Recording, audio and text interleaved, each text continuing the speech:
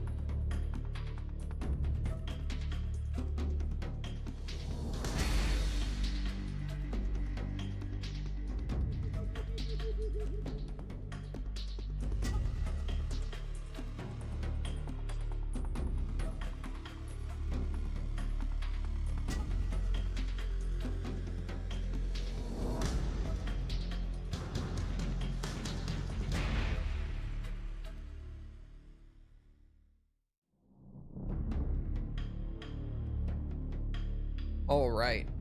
Hello, chat. How's it going? Hopefully well. We're back. We're continuing with MGS Delta. Again, just playing the game for the hell of it, really, because it's new and it's fun. Just enjoying the game while it's still very fresh. I think I got a patch this morning. I don't think that patch was really much other than just slight like bug fixes and stuff. I could be wrong, but I don't think it really changed anything gameplay wise. I think I didn't read the patch notes. I saw that there was a very short list. I just didn't read it, but I'm expecting the game to be the same largely. Hello, where is the game? There it is. Okay. I was like, what? Where we ended last time, we had just kind of gotten to the point where you meet Eva in the legacy style. Just messing around with the legacy style now, because we did the whole new style, and it's great, it's fun. But the OG control, well, kind of OG controls. The OG play style is still a ton of fun in Delta. Like, a lot of fun. Just having basically the original game, but with the updated visuals is a great time. slight changes. The quality of life stuff is still out here, but for the most part, it plays just like PS2 Snake Eater. Gotta give Legacy Mode a try. It's really weirdly enjoyable. I feel like most people are just playing it on new style, like over and over again, who I see replaying it and stuff. I keep telling people to give the Legacy style a try, just because it's really nice to have. What's the matter? We're surrounded. Genuinely really nice for variety, too. 4 of them.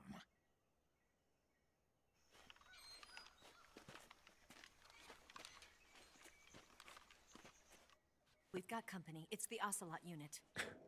Let's get out of here. Hurry. Don't forget. Loved hearing your thoughts on Delta. Yeah, it took a little longer than expected because it got a little more long-winded than I had originally planned, but I'm happy with how the video game came out. I'm glad you enjoyed it.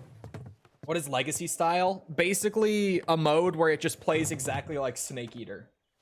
Like original release Snake Eater. We can use this to get to the basement. Not exactly, but close enough. Damn it, Ocelot. I'll get past them on my bike. I'll call you later. Okay, I'll keep them busy. Forget every time I boot this game up how quiet it is. I have to turn up my headphones for it.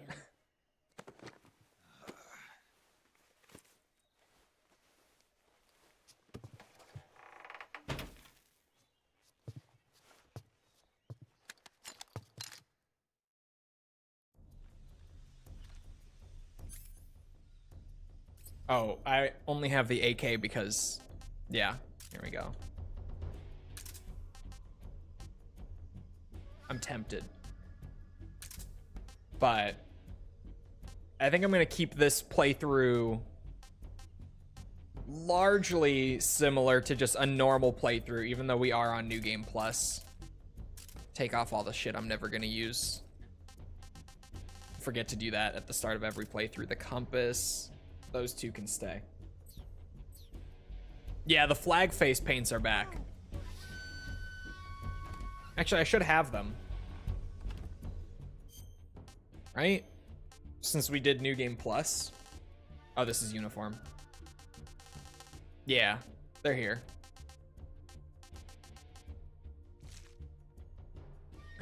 Just as awful as ever.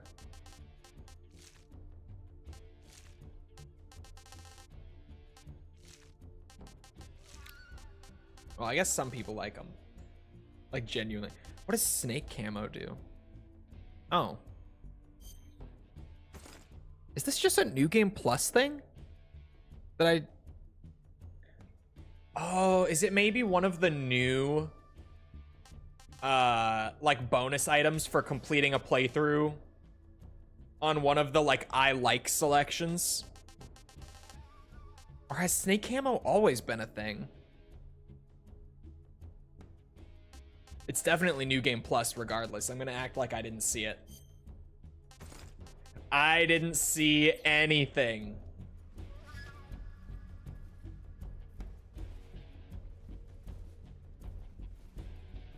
I saw nothing. I wonder, is that from saying I like MGS3, maybe?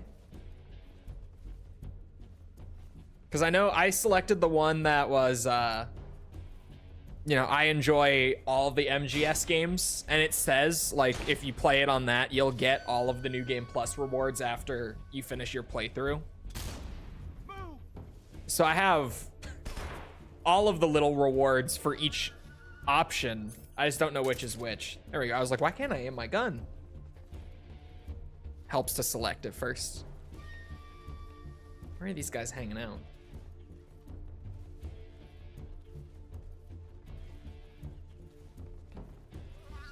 I found one.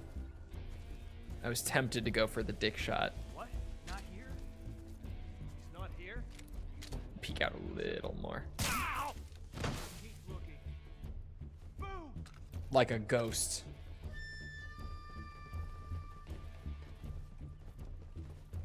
They come in this way? Sounds like it. Nothing here.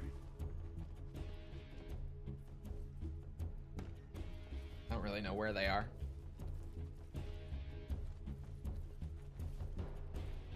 Move! There's one. I'm not going to be able to hit it. There's maybe a chance at a dick shot, but no. I don't really want to go out there with 7 of them still around either. On new style, maybe. On legacy style, though, this feels risky.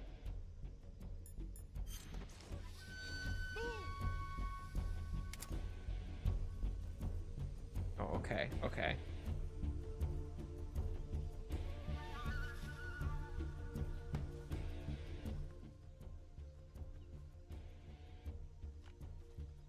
Oh my god. No. No. You didn't see anything? Oh shit. I gotta go.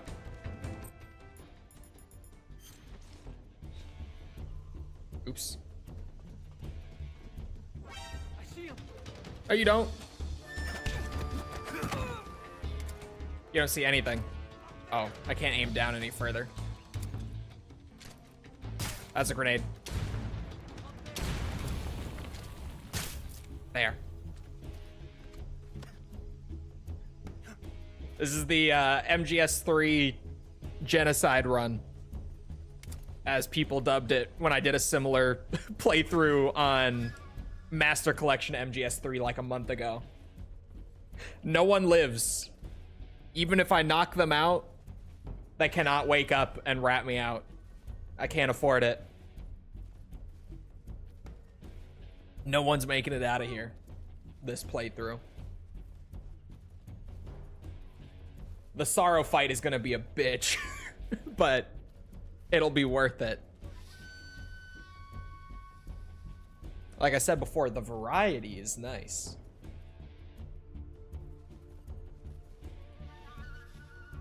Oh, Arrowverse, how's it going? I don't know where they are. It's sketchy just hearing them shuffling around, and I really have no idea where that movement actually is.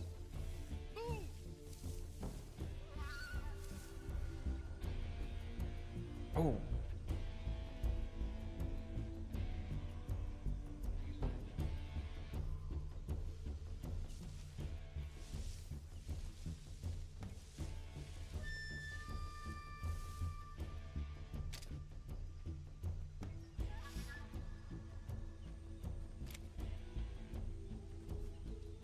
Oh my god. Oh, that would have been crazy to get right there. Just, oh. What's wrong? Nothing's wrong, boys. Uh-oh.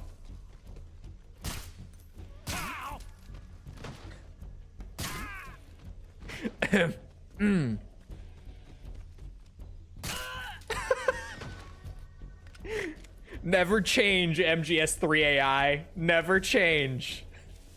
Oh my god. Well, that solves that problem. That's 4 of them in one go. Where are the other 2 at now? This game looks so pretty with the classic camera too. Like, I'm such a sucker for fixed camera stuff in games, and that's not a secret by any means. But man, this game just looks so pretty with the classic cameras. The presentation's so good like this. Isn't the last guy always over here?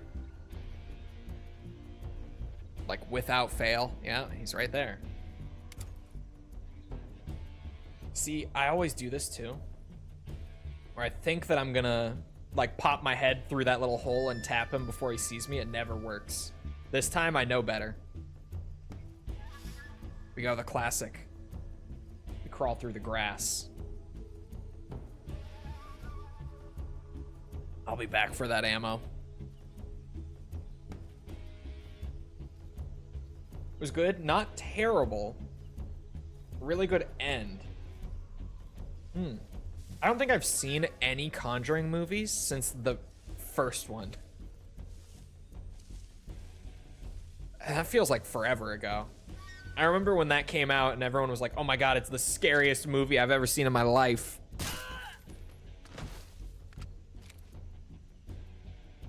It's just that easy. No member of the Ocelot unit leaves alive today.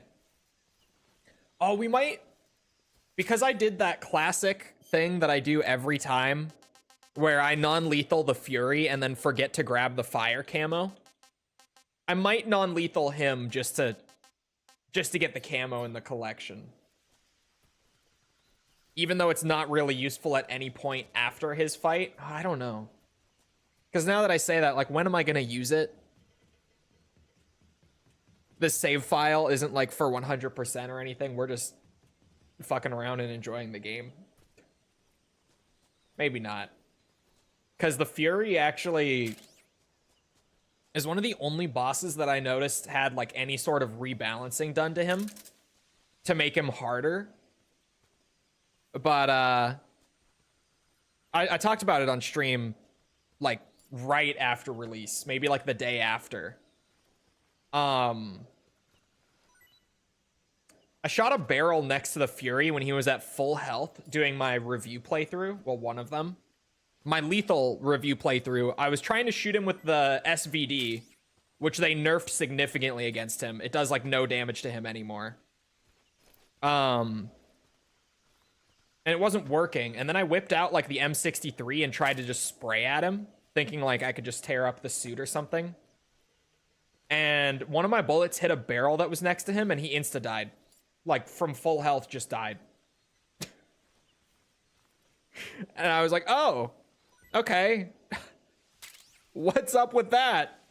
And I kind of want to do that again. I want to try to get him next to a barrel and just shoot it. See if I can replicate it.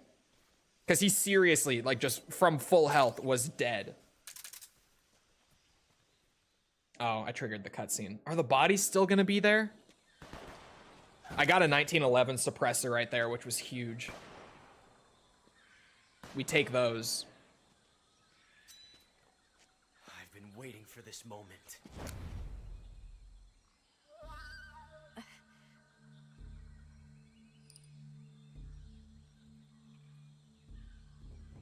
That's it. That's the stance. I don't think so. What? A female spy?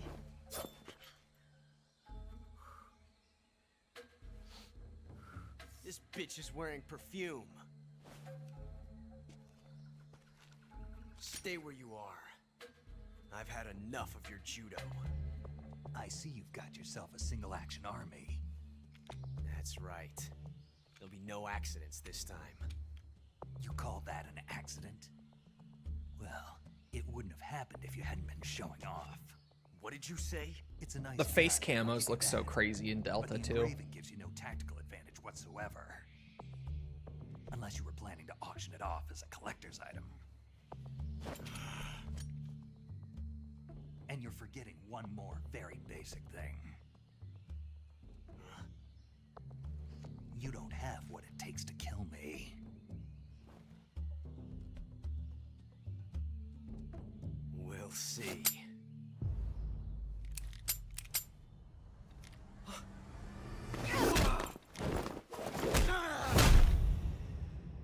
The engravings may not give a tactical advantage, but they look cool as fuck.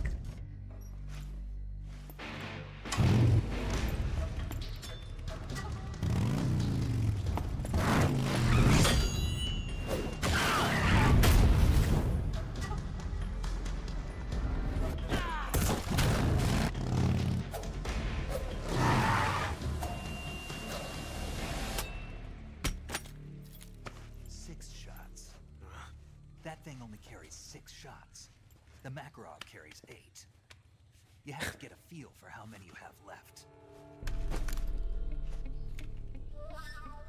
Hello, Arson. This is a high-class weapon. It's not meant for shooting people. Damn!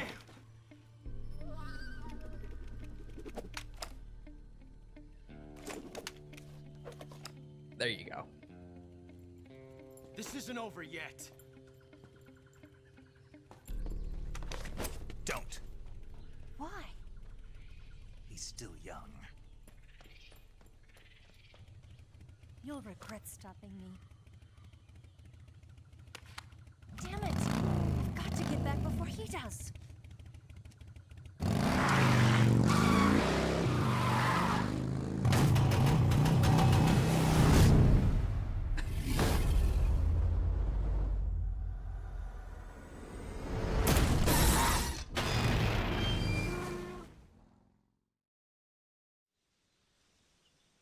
I love how casually she just does that shit.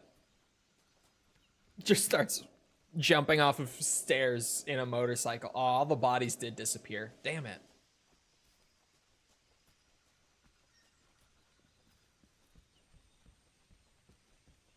Oh, I'm gonna have to... Yeah. Throw out, like, almost all of my food.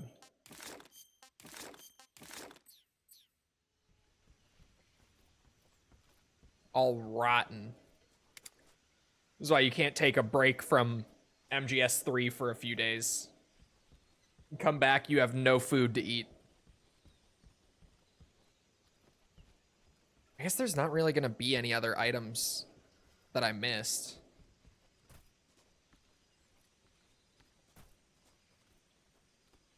Yeah. I might as well just move on. The 1911 suppressor was a big find. Especially since I'm doing the full lethal this run. The 1911 is my absolute bread and butter. I need all the ammo and suppressors we can get. Although out here... I can just get a little food.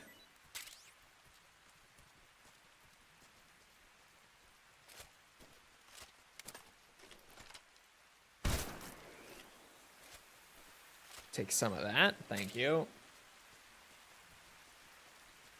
A gator. That's some good food right there. Could maybe... Oh, I'm not doing non-lethal. I was gonna say I could get like a poison frog to try to use against the Fury, since everyone always talks about doing that and I've never actually done it personally. But no, I'm just gonna blast the Fury with a machine gun. Or the Fury? The Fear. The Fear.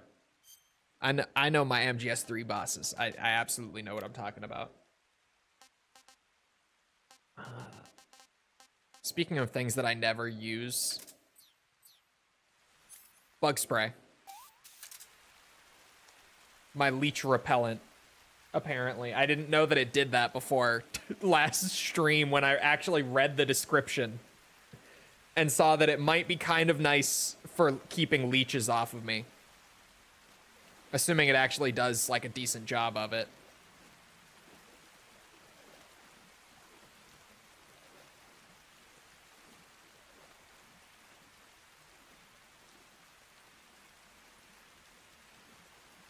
That's a thing? What? Leech repellent?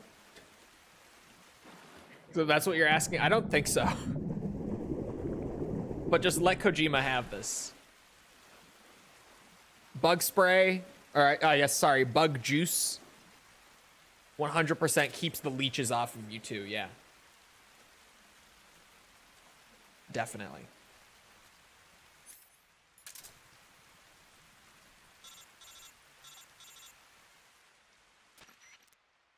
Snake, are you there? Eva, Did you miss me? did you make it without any trouble? No one Bug juice is real, how So dare you're you? back with Vulcan. In a I've manner of never- speaking. What about the Ever. boss? Yeah. I haven't she's tested if legit. it keeps leeches off though. It doesn't. Thanks, I will. That's where I was Last night going went with pretty that. well, though. I guess we traders have a lot in common. Why would anyone want to defect? It doesn't. Betraying your country like that, I just don't I get grew it. up swimming in Are you lakes, talking and you about know the what boss? was just a Why pain in do the you ass do you it? had to get used Were to. you born and raised in America? The fact that the leeches Yes, were just in a gonna small get you. rural town. I never even knew there were Gross other little countries, bastards. other cultures, other ways of thinking. You ever had it? Until I Bug went to work juice, for the no, NSA. but like bug spray and day, stuff that you would I just found have the most on at the lake fatal because there are things I bugs could take everywhere for around the granted. water. What Doesn't did you do anything to say? keep the leeches What off of was you, it that no. made you want to change sides? You wouldn't believe me if I told you. Try me. I saw the universe. The universe? Not the actual universe. The universe as the intelligence community sees it. What is I bug realized juice? that the gravity in this universe was holding me back. Oh, it's a kid's That's drink. all. People and countries are both changed Is it? by their environment. I don't think I've had it. and Hold by on, the bug times. juice? For That over sounds 30 like what the boss years. was saying. There's a world of difference. Oh, between it does this look country and familiar. America. Okay. Yeah, I've never It's only had a it, but I've difference of seen it. position, Definitely. A difference of perspective. Yeah. Coming here made me realize something. Half of what I'd been told was You a think this is the complete bug and juice utter that lie. The other that half Snake is was putting a on to keep the conveniently leeches off of him? constructed lie. Where's the truth then? It's hidden in the lies. Are you lying too? I think it's the same. Who knows? I've been trained to make even the most severe falsehood sound like the honest truth. Weren't you? No. I believe because I have to, even if it is a lie. That's part of my mission. I'll have to remember that. If you need me, give me a call on the radio. Actually good My to drink frequency once in a is while. 142.52. I've never had it, but I've definitely seen it. See ya. See ya. What's up this way? Is it just another path into the next? Yeah, okay. Into the next area. I was like, I've never really gone up here.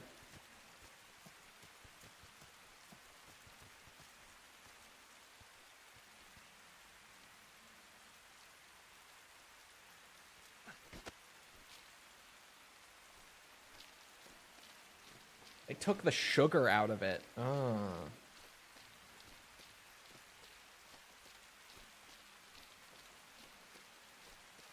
I mean, for something like that, like a kid's drink that's just sugary, like neon colored juice,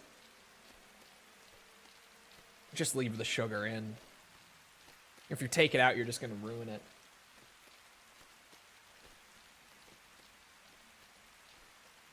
I gotta get that crock cap. It's a necessary item.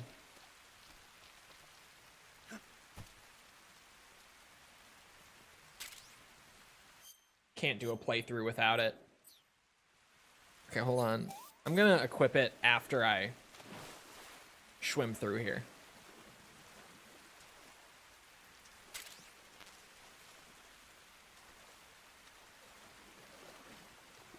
I'll buy it this week and let you know.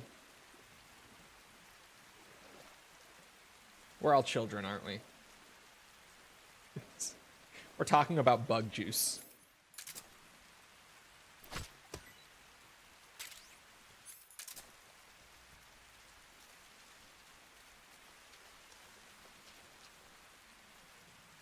Oh, the camo's not even over here. What is this? Chaff. I'm just so not used to doing New Game Plus. Like my brain, my MGS3 brain is just so wired to like go to all the camo pickups throughout the game and grab them along the way.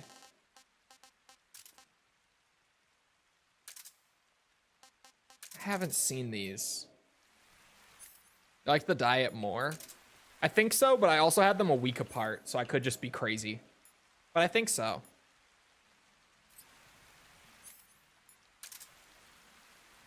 Oh my god. Do these offer an advantage? Oh, you can have them up on his forehead? Tactical Keraton mask.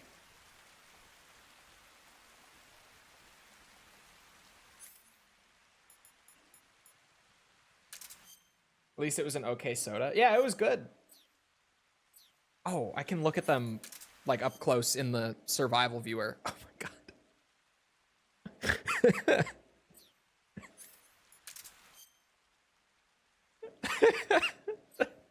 The frog one is definitely the best one.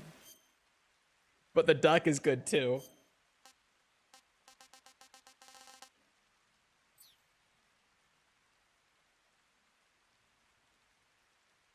The one-eyed croc cap, does it offer? Well, I guess because it's just the crocodile cap. But you get it off the bat if you bought the fancy version.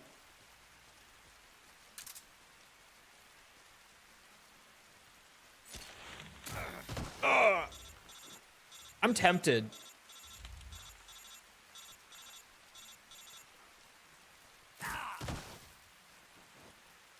We can do the classic MGS3 here. If you don't know the classic MGS3, it's that you can use this trap, like, right at the beginning of the game, basically. Not right at the beginning, but pretty much the beginning of Operation Snake Eater, at least. And you can use this because every time you run into it, it deals the full damage and gives you a guaranteed injury. To just get maximum health right at this point in the game. It's going to leave me all sorts of scarred up. But I could do it. We did it on classic MGS3 and it was hilarious to already have a full health bar like for the Ocelot boss fight. It's very unnecessary because MGS3 is so easy to begin with. But fun. I probably won't farm it all the way, but I'm tempted to hang around for a couple minutes, get some extra health bar off of it.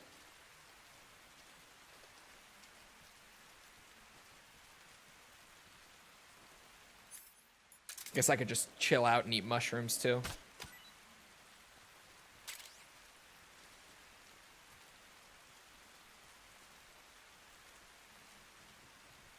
Just with a missing eye? Yeah, I figured. I was like, there's no special benefit beyond that, is there? But yeah, just slightly pay to win, because if you buy the bundle with all the fancy items, you get the one-eyed croc cap right from the start. Which I guess even then, it's not like that item would ever be useful prior to getting the normal one anyway, right? Because doesn't it only offer you like a very slight concealment bonus when you're in the water?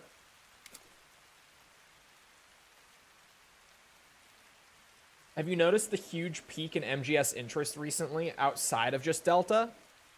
Outside of Delta? Not really. Like I wouldn't say that it's really gone up much in like the last 2 years since I started doing Metal Gear content. I feel like it's about the same that it's been. But I could definitely be wrong. I just haven't seen it.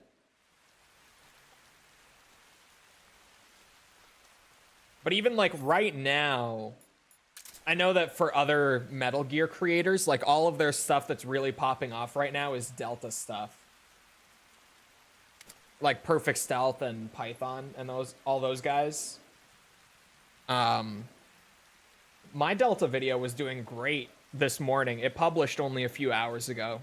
I haven't looked at it in like an hour or so. Yeah, it's still doing great.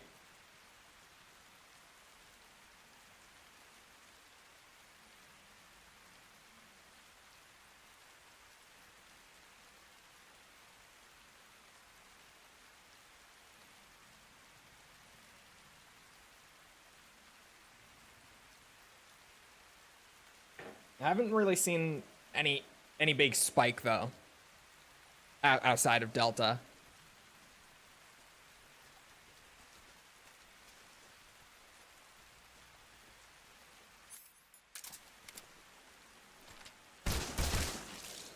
I want food.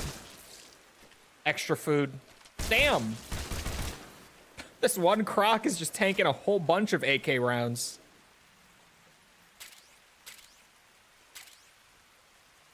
There we go. I'm gonna be eating for days. Days. Oh, hold on. Where's my second increase? Did I get scammed? Oh, wait, yeah. I was going to say, the cure thing. Did you see the comment in regards to the audio to help you? I did see it. I don't use speakers. I use headphones. I did see it, but I'm not using... Like, for a lot of people, that probably would help if you're playing off of, like, a TV or a speaker system. But I'm not even using anything like that.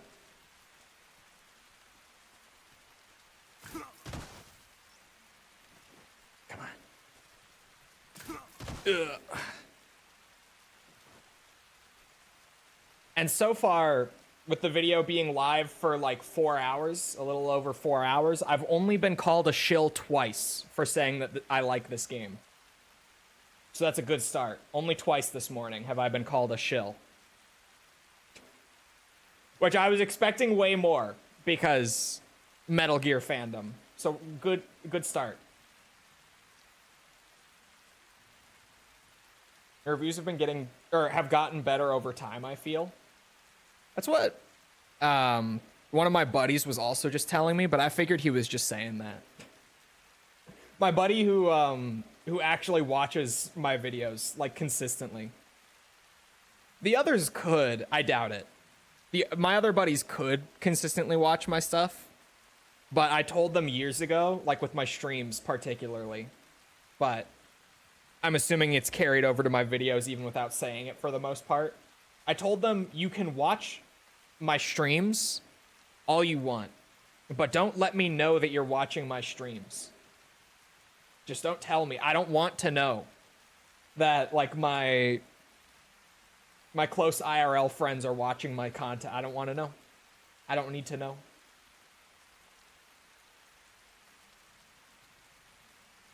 I didn't have any issues on the Legion Go. Really? That's like, I would expect that other, like, high-end desktop rigs would be perfectly fine, but hearing that it's running well on shit like that is honestly even more impressive. The Delta hate is so laughably nitpicky, I can't take it seriously. I mean, we talked about it before the game even came out. Metal Gear has a large portion of the fan base that, for one reason or another, and there are almost like smaller groups of this portion in general, I guess, is the best way to put it. Like, particular to why this might be the case for them. But it just has a large portion of the fan base that there are games in the series that they just decide they are going to hate. And in the case of, like, Delta, before it even comes out or before they even play it. And Delta has definitely had that happen, but so has, like, every other Metal Gear game. I've never said anything positive about a single Metal Gear title without encountering those members of the community genuinely. Like, even for Metal Gear Solid 1, like, just the games that you'd think would be the most undisputed, like, yeah, this is a great game. I've never said a good thing about any Metal Gear game without encountering it.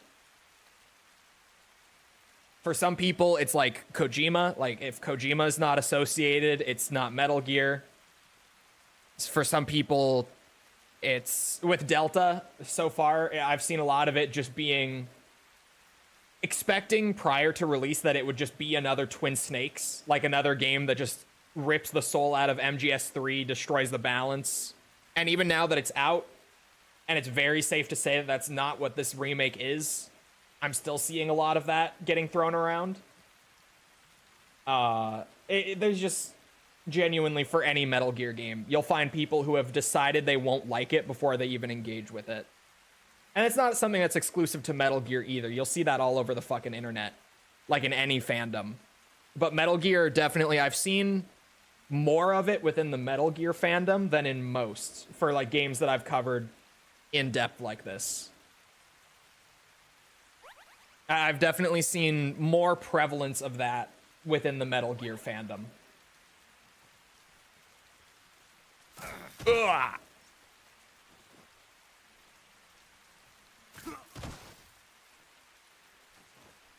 I love that this still works. It feels like the timing is about the same, too. I was wondering if it would be, like, any faster or slower. Because I never did this. I'm only just really trying it for the first time in Delta, and it feels pretty much exactly the same.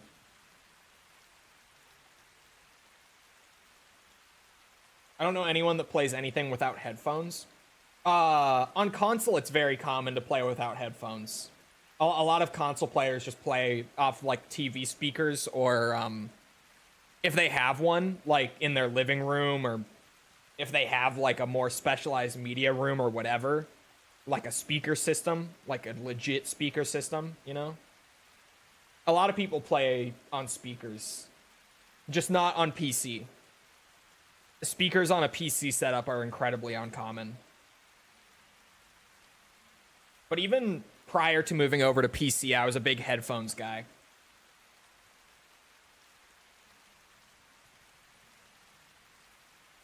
So many people think that every ounce of character in the Metal Gear franchise came from Kojima alone, and all other people who worked on it were just robots following instructions.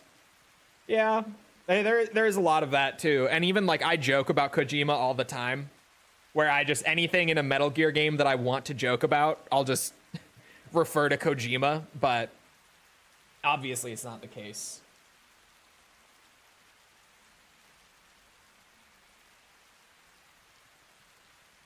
I usually play without headphones. It's just more comfortable. I can see that. I can definitely see that. Yeah, the health farm definitely still works. My monitor has speakers. My monitor does have speakers, but I disabled them.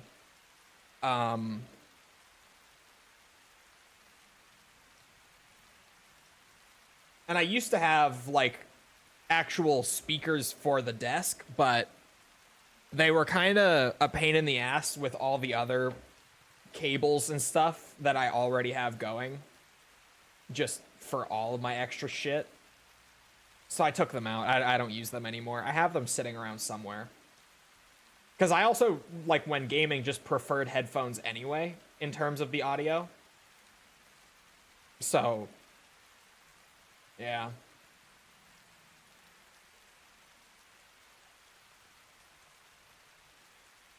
Losing their mind over anything that isn't touched by Kojima. What else is new?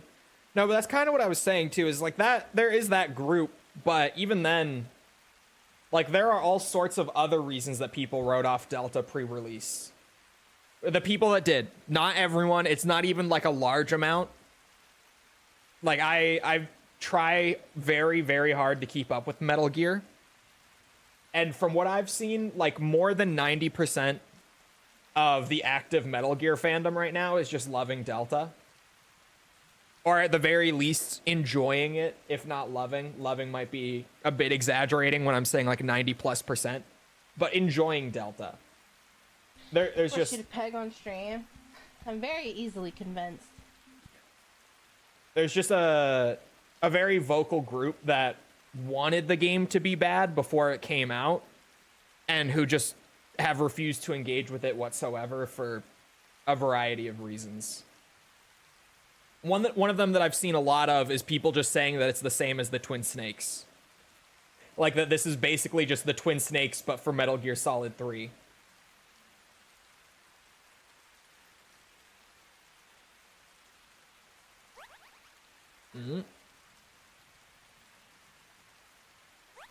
It works. It just works. It's still slow as fuck. Does using life medicine... I probably don't even have life medicine.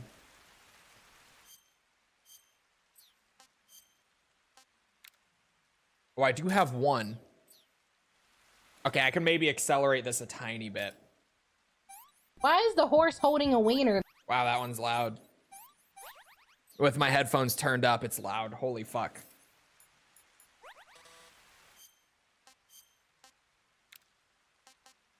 Oh, it's just off already. Okay.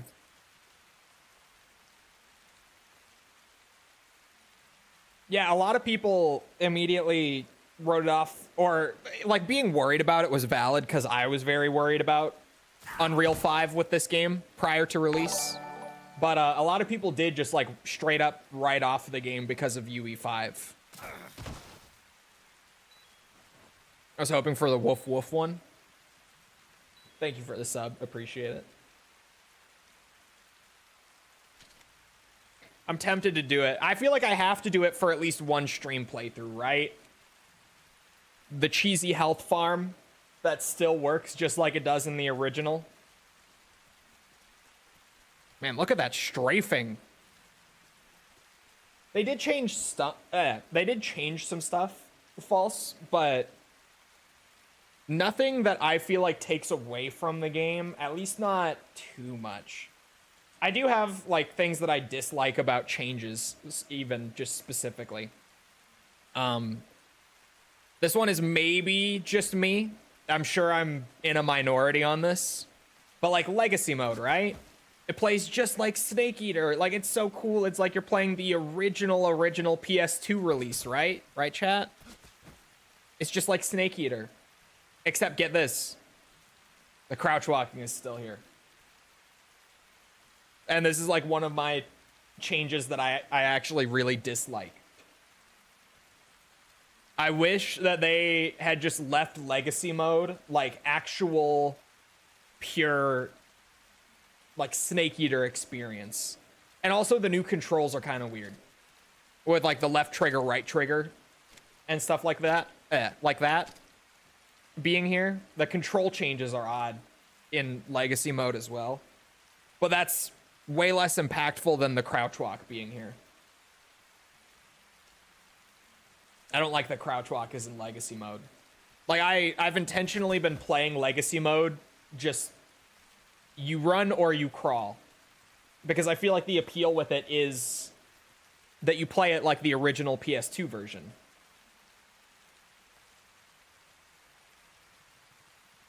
If unnecessary backflips are tasteless, then I guess I got no taste buds. Unnecessary backflips are fun. The whole debacle about performance issues dropped and everyone got all up in arms. Yeah, the console situation is pretty rough with performance and stuff. Not awful, doesn't make the game unplayable because like a lot of console games don't hit their 60 FPS target nowadays. But and to add on to that, Delta never dips below 30. Like it's inconsistent between like 30 and 60, but it never goes lower than 30 at the very least. So there's that. Like, it's not awful on console, but it's definitely disappointing on console.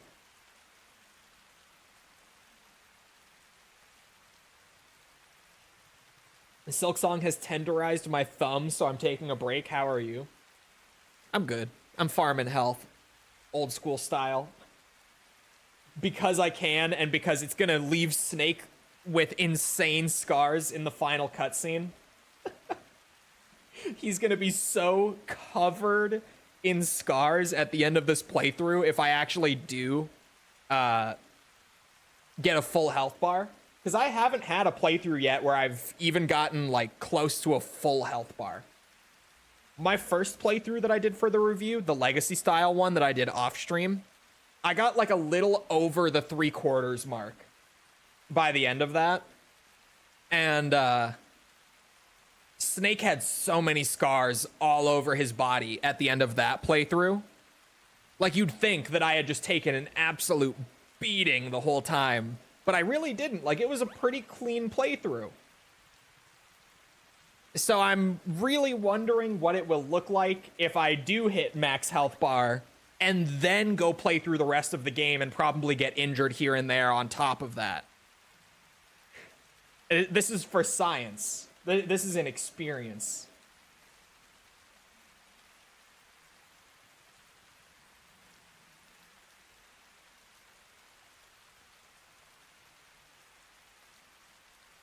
Oh my god, is DSP playing... He's playing Delta? Is that real? Chat, is DSP playing Delta?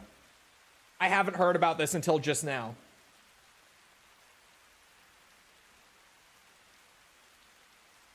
Yes? Oh my god, that's gonna be so good.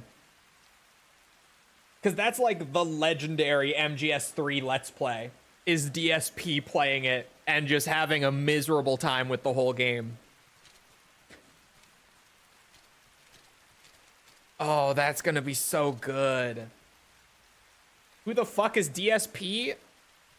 Darkside Phil. Come on, man. He still sucks. Of course he does. I say it all the time. He's a great Street Fighter player. Terrible attitude in Street Fighter. Like, obnoxious, awful, shitty attitude in Street Fighter. But he's a good Street Fighter player. Like, he plays in Masters, playing like Geef. He's a good player. But he's terrible at literally every other game I've seen him touch. I've never seen him play another video game on this planet that he's been even decent at. Like, holy shit. It's crazy that he is so good at Street Fighter and so bad at everything else. Is the top part of the croc mask mouth having some crazy weird artifacting? No, I actually brought it up in the video. The amount of ghosting on the croc cap physics. It's bad. It's pretty bad. It's not super visible here because of the angle and like how far away we are. But it is, actually you can see it right there kinda. But YouTube compression might make it seem like nothing's really happening, especially with the rain.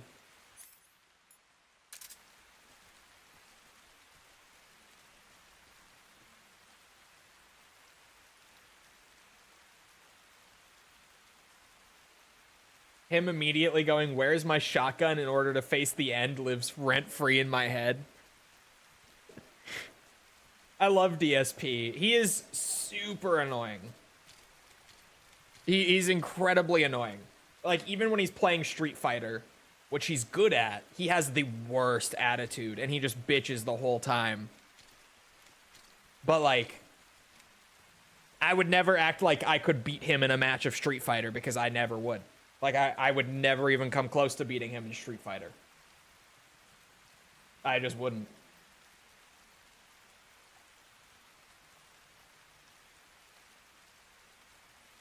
I've not heard of DSP. He still plays, like, Street Fighter 6, but his competitive days were back in Street Fighter 4. I think you could. He's old now. No, he still plays and is, like... Like, I play Street Fighter 6, and I play in, like, Gold. I did get a character up to Plat once. My Ken was in Plat, but Street Fighter 6 Ken. Street Fighter 6 players know. But most of my Street Fighter characters that I play, like my Ryu, my Cammy, my Akuma, they're all in Gold. Whereas he is in Masters on Street Fighter 6 on like one of the hardest characters in the game to play. So genuinely, like, no, he would beat my ass in Street Fighter. I would never stand a chance. And I'll give him that. I will always give him that credit. He's not terrible at every single game, because he is really good at one game. He's got one game that he's really good at.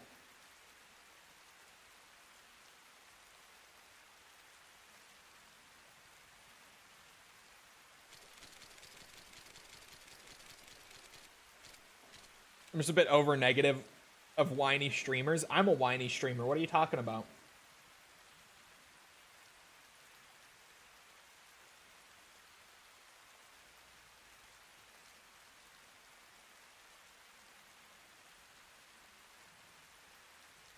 Does it exist on video? Very curious and would love to... Oh, shit. I might have it.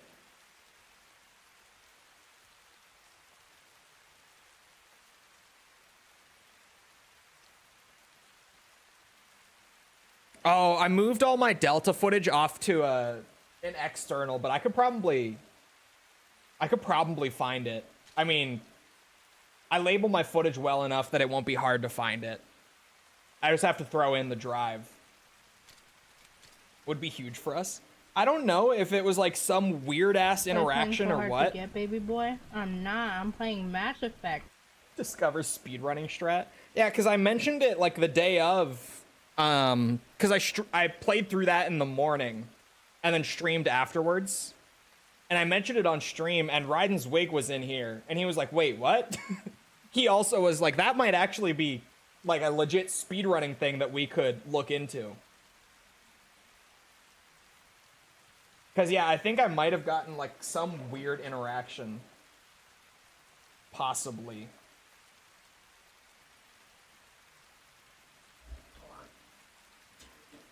Oh, I almost spilled my drink.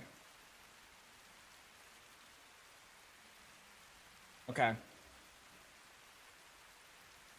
The Fury got buffed heavily. Yeah, he really did. And it's weird because I don't think any of the bosses outside of the Fury got, like, any crazy buffs.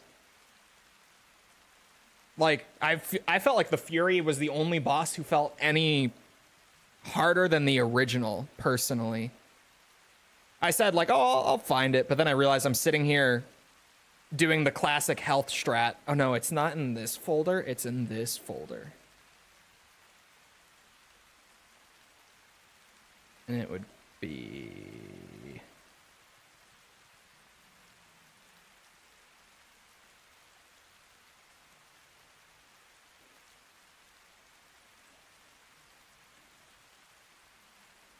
The Pain got buffed?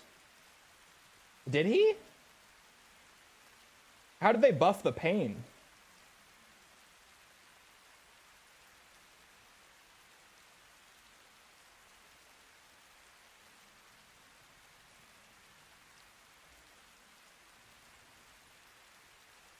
On extreme.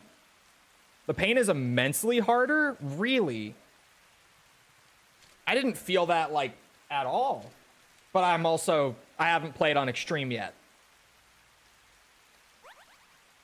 It takes 2 grenades to take out his armor now?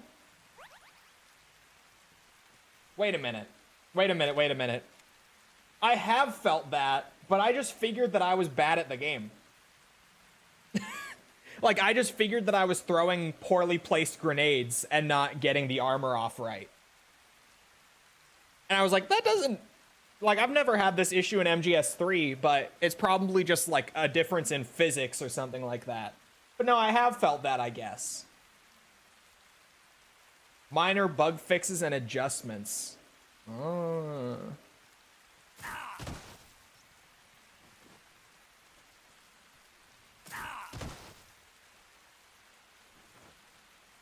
Double armor as well. Yeah, I guess I have noticed the double armor. I could hit it again. Whoa, my health is low. I love that this still works with this one trap. God bless Konami for leaving everything as it was. Even the silly shit like just running into a trap for like 30 minutes to get maximum health bar.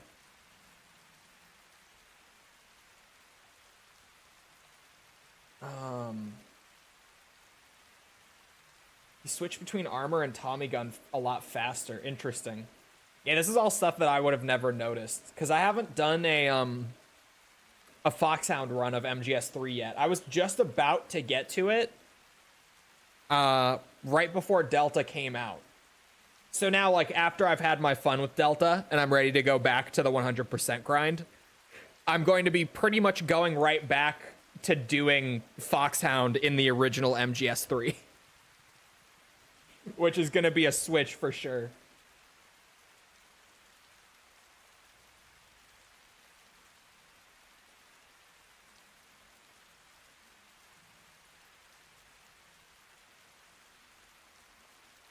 Volgan has a full shield surrounding him instead of just his front. Oh yeah. In like the Volgan fight with the CQC and everything, right? Like, you can't shoot him in the back as much. See, there are these little things that as you say them, I'm sort of like, oh yeah, I do remember shooting Volgan in the back before, and I can't do that here.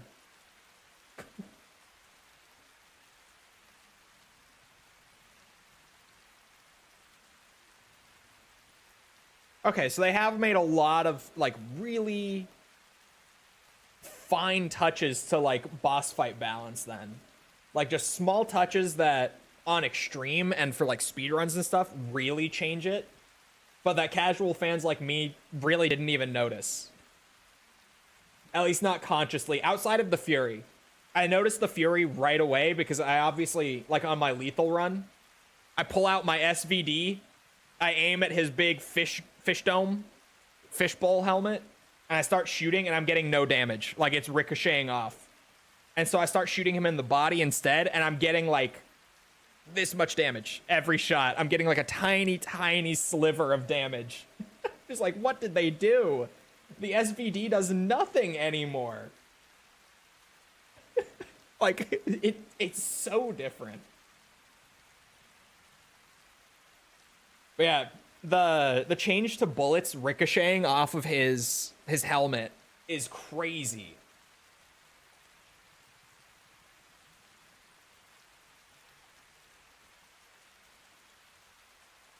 People complain about the inertia for the movement system in this game, yet there's no procedural tilt whatsoever. You can thank Dark Souls for this trend. I mean, a lot of games did it before Dark Souls, and it certainly has kind of just been a general trend for a long time now. And it's not new to MGS either. Like, the Phantom Pain and Ground Zeroes both had it, and Survive.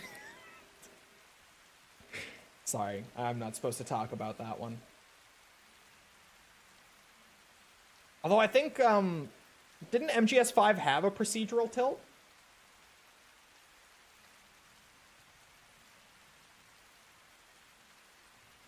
Or did it not? It's been so long. Now that it's September, I played MGS5 for the review last August. It's actually been such a long time now that I think about it. Holy shit.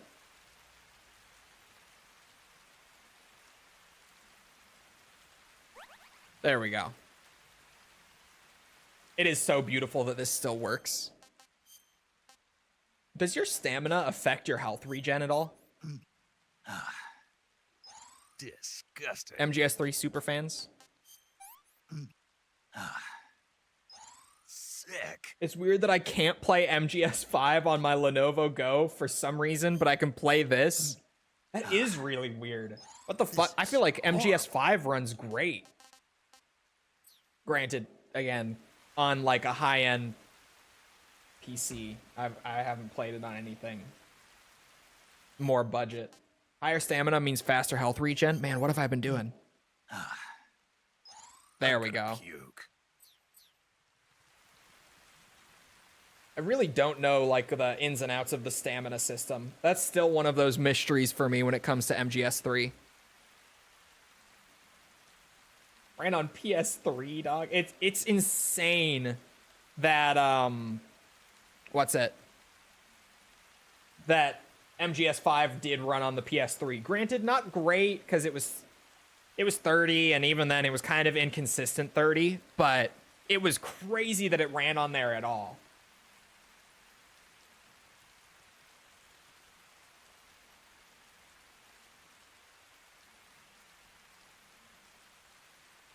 Oh, Ground Zeroes had it, but Phantom Pain didn't. Oh. Oh, that's even weirder. How did I never notice that? I played them right back to back. I'm shocked that I didn't notice, because that's something that you would feel. Although I guess Ground Zeroes takes like 2 hours to play through. Okay, 3, with the optional missions. Hello, my streamer, how do you do? I do all right. How do you do? How's that Silk Song grind?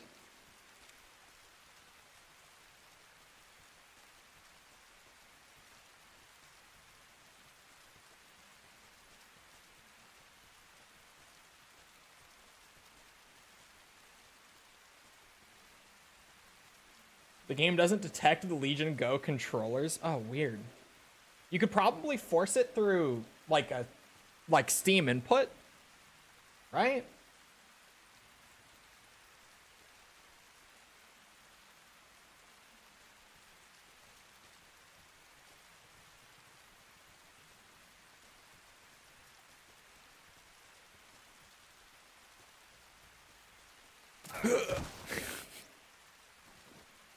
Back to it. I might go up to the, like the 3/4 mark, and then leave the rest of it until the later trap area. Like the area that the Fury is in, but when you first go through it at night. Because you can do it there, too. I don't know, because part of doing this, like part of the fun with this is the ridiculous amount of scarring that Snake will have if I max the health bar before really playing the game. Maybe I just stick it out and do it now.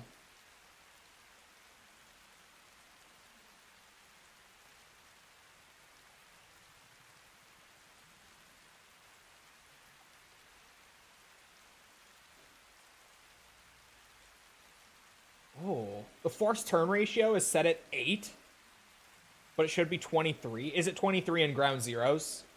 That's a crazy reduction. Going from 23 to 8, assuming that that is what they had it at in Ground Zeroes. I guess maybe, I don't know. I don't know why they would lower it that much. I was trying to like wrap my head around a reason. I really don't know why they would lower it that much.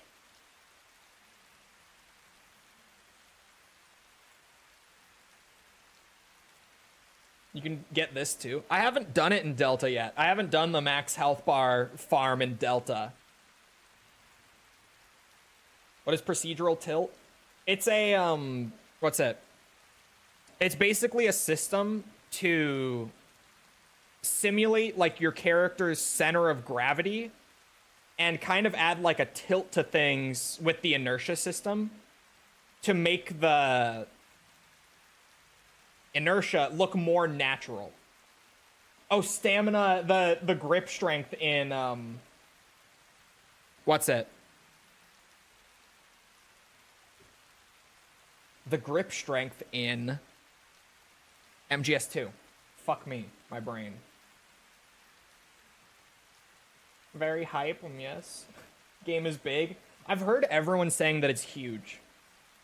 I've heard people saying that their first playthroughs, because the people who are like really grinding the game are finishing it now. I've heard that people's first playthroughs for Silksong, like just getting to the ending, not even doing like 100%, are taking like 50 hours. Which is fucking crazy. I want to say Hollow Knight probably took me about 30.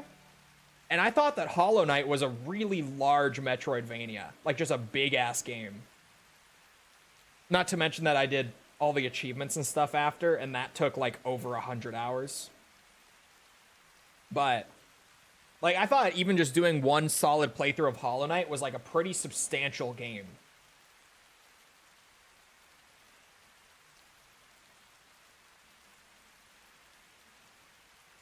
Gameplay didn't hit my neurons, man.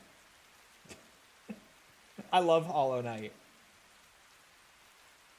The only, like, bad thing I could really say about Hollow Knight is just it's so big that sometimes it can be, like, overwhelming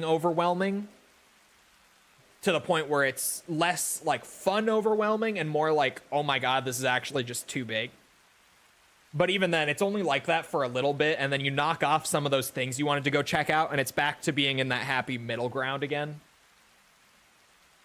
I love Hollow Knight, though.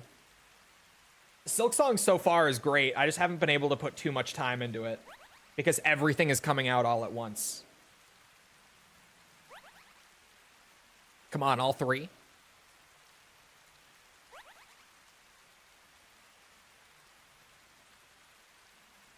I just want to be lost in it always. Yeah, I feel that. For me, it definitely gets a little too big at times.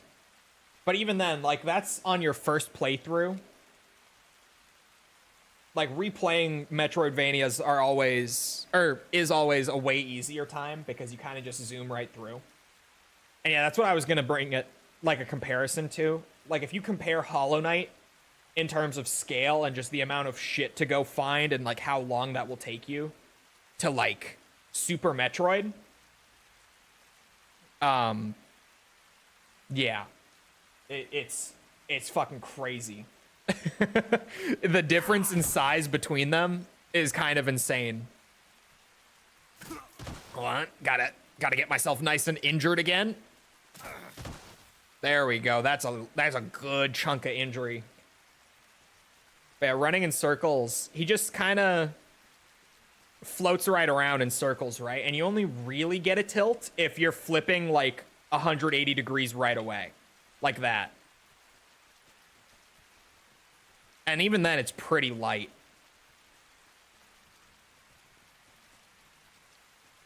And it's really, like, it has to be pretty much exact 180. You see, even if I don't hit it just right, he'll flip around without one.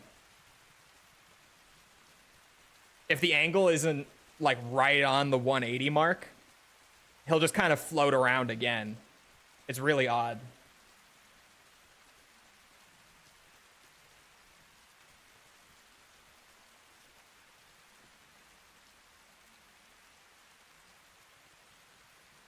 Anytime someone says Chloe, that would be good. I don't know what I would do for it, but maybe I should.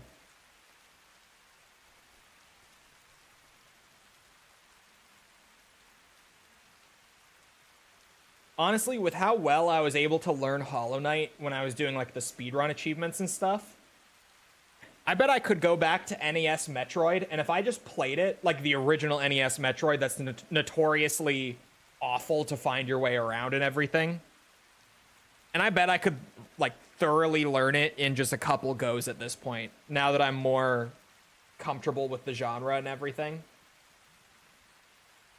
And maybe then it would be more enjoyable. Part of the issue with OG Metroid is that some of the enemies are kind of BS too.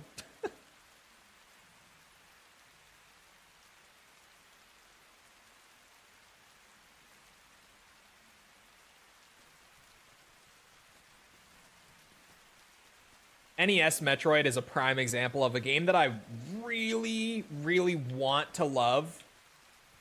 But every time I try to go back and be like, yeah, this is the time that I'm going to actually fall in love with OG Metroid, I'm reminded why I never fell in love with it that way. Hollow Knight or Hornet, and everyone in the comments said, no, that is not Solid Snake. I mean, that is not Hollow Knight. That is not Hollow Knight. That's good, though. I did not see that. Man, I'm not on Twitter, like, at all anymore. And a lot of the time, I don't really, like, feel the lack of Twitter until someone in chat, like, a few days ago, comes in and is just like, hey, did you see that, that big, like, Hitman direct that they just, or sorry, not Hitman, 007 direct that they just did for the new like Bond game? And I was dumbfounded. I was like, what direct for the new Bond game? They did a direct just for the Bond game? Like, I actually had no clue that it had happened until a few hours after it ended, because Twitter was like my one remaining social media outside of YouTube, I guess. And it just kind of, I fell out of using Twitter because I just don't enjoy it very much anymore. And I legitimately am at the point where I maybe open Twitter once a week, and even then it's only for like 2 or 3 minutes, and I'm off of it again. It's bad.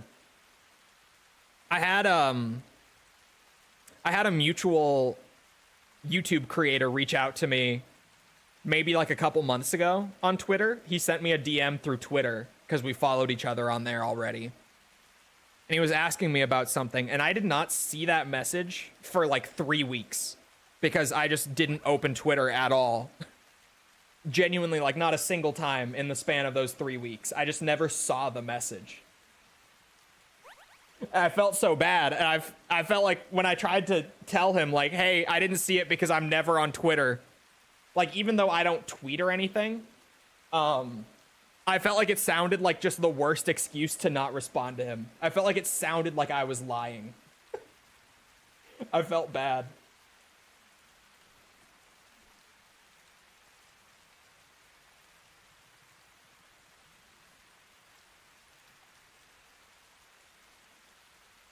It's like a plant. You got to clean up the dead leaves from time to time. Yeah, it just got so bad after the changes to like the algorithm feed for me. Because I had a very curated Twitter. I've had my Twitter account for a long ass time. And I never, like, over the years, people have always disliked Twitter and said it's like a cesspool and everything. Hold on, how old is my account? Oh. Yeah, my old account got hacked. I forgot about that. But my current one that I use, I've had since 2018. And like it was very curated, and I've always enjoyed Twitter up until like about a year ago, where they kept changing the way that the feed worked and the algorithm worked, and just progressively it became less enjoyable to be on there.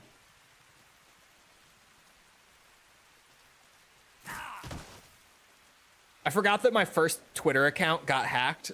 So there is like this old ass account of mine that has my full government name on it, like first name, last name. And there's nothing on it other than just a bunch of random tweets like promoting this scam. Because they cleared out all the tweets that I did have on it and just started promoting whatever this scam was. What? I could probably go find that account. Hold on.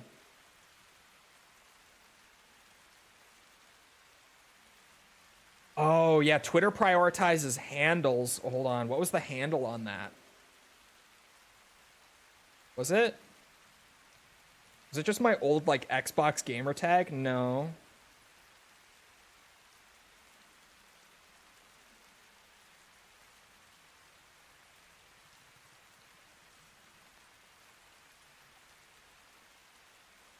Maybe I can't find my old Twitter account. Hold on. Because now I'm, like, trying to remember what the scam was.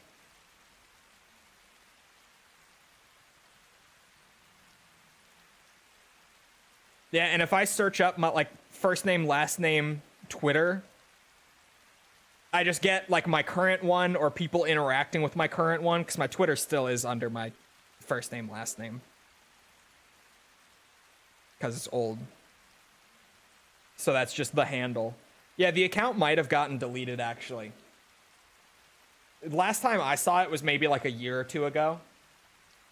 Damn it, I wanted to see how old that account was. Because I've definitely had Twitter going back to that one since at least like 2014, probably.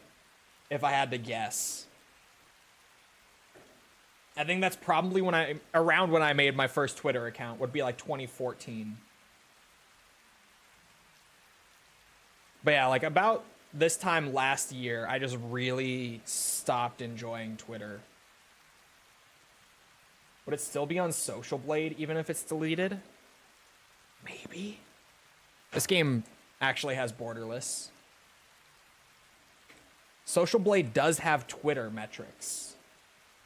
That is actually not the worst idea. Oh. Do they no longer have Twitter metrics? I go to Social Blade and it just says YouTube, TikTok, Twitch, Facebook, Instagram. Did they get rid of their Twitter support?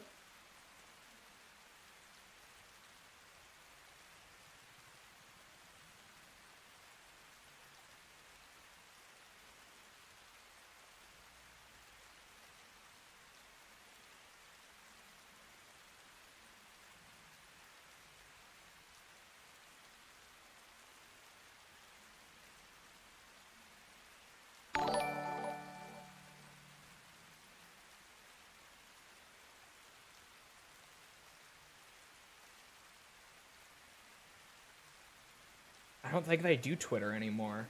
It looks so different. Yeah, I haven't been on Social Blade in forever. When did it start looking like this? Thank you for the subs, by the way. I appreciate it. When did it start to look like this?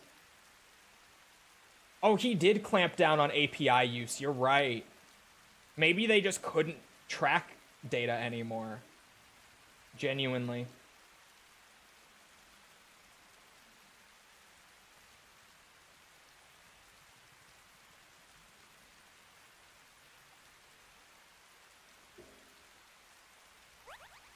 Contacting Twitter support is impossible these days. I don't think I've ever actually tried to contact Twitter support. Like, even when my account got hacked, I kind of just made a new one. Because I had like 10 followers, and they were all like guys I knew from school. I didn't really care. Plus, I wasn't streaming or doing YouTube or anything back then, so I just didn't really give a shit.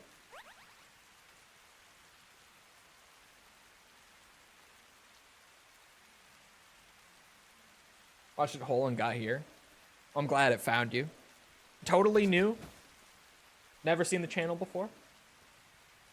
I'm curious, because I live for that sort of data, but YouTube doesn't get those metrics like fully nailed down until like the video's been up for at least 3 days. So I might as well ask.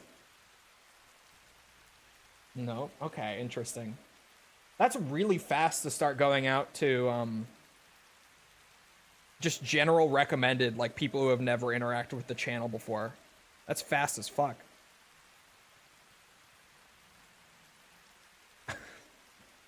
I got told that I've clearly never played Peace Walker because obviously the third person aiming and the crouch walking came from Peace Walker and not MGS4. Who's gonna tell him, chat? Who's gonna tell him?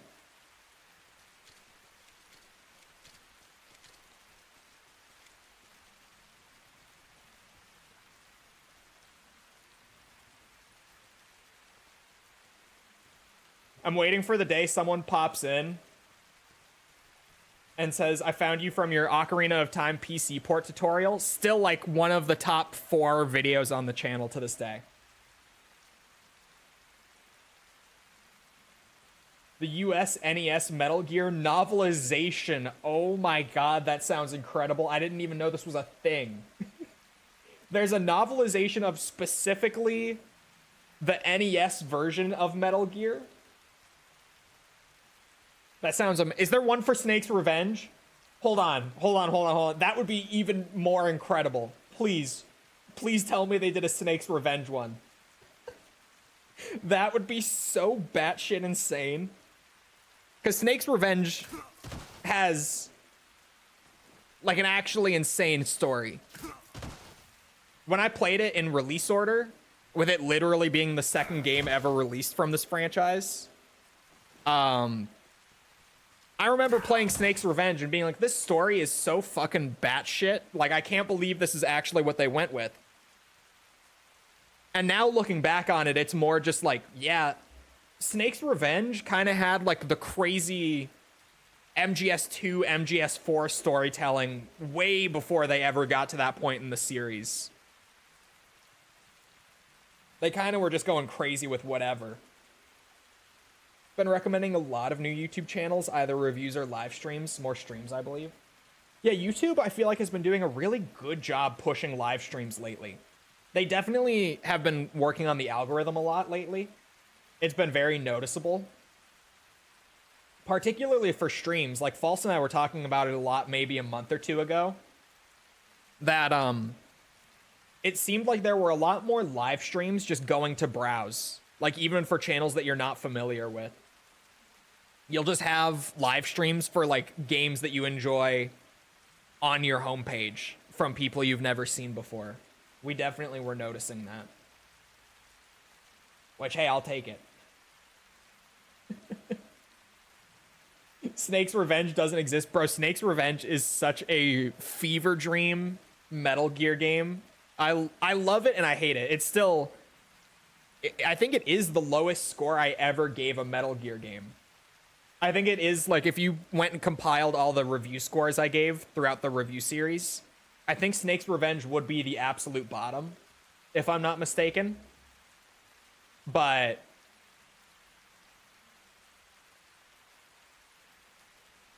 they should really push ones that have no views or low viewership. Bro, they do. I get ones at random. Yeah, like what Yuriko said. I just keep getting videos that have, like, 5 views, 3 views.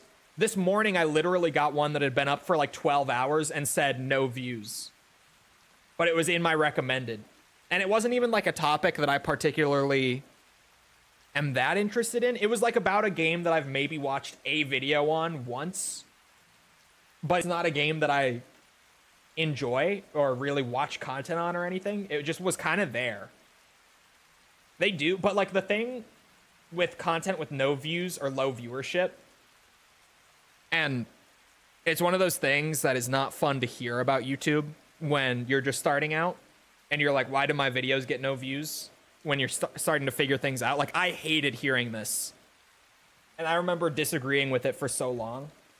But like, if your videos aren't getting views or aren't getting like clicks or anything, it's because you're doing a poor job either on the content itself or on the packaging, like the marketing, title, thumbnail, stuff like that.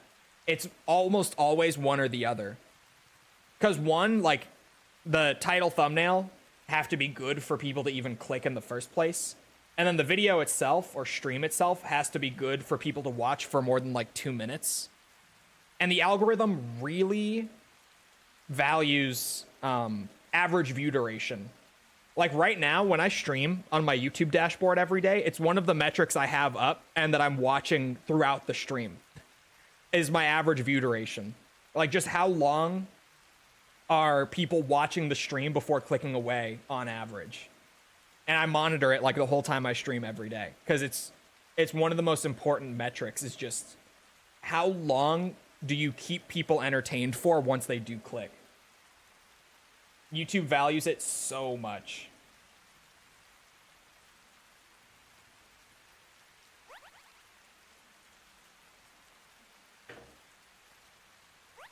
Very low possibility to get recommended and then find the right people for it. Yeah, it's there's some luck involved for sure. But definitely, and having done it on more than one channel now, because this isn't my only YouTube channel that I own, having grown up from like no promotion or views on a few YouTube channels now, it's definitely... There's some luck involved, but I think it's much more a matter of understanding the game, so to speak, than it is luck. Like, there's luck in there, but maybe like 10 to 20% luck, if that makes sense. I'm getting a lot of low view videos too, and it's always something I'm only barely like adjacently interested in. Yeah, I get them all the time. It's so weird, because it's stuff that I don't really care about. On a video that just has like no views, that the thumbnail or title are bad, or a lot of the time it just isn't a thumbnail. In my experience with what pops up for me. If I don't, it's not because the content is bad, it's because I'm not interested. Yeah, and that's sort of like just part of, you know, doing all of it, and that's why YouTube's kind of a bitch to figure out and get going. There are so many different pieces that you have to learn like all at once to make it start working. Because I floundered on this YouTube channel. This was my first one that I started like really taking seriously. I floundered around on this channel doing random shit for so long. And now that this channel has gone somewhere, I get a lot of people randomly coming across the old videos where I didn't know what I was doing at all. And it's embarrassing when I get comments on them randomly. I'm like, why are you guys watching that? Why are you watching that video?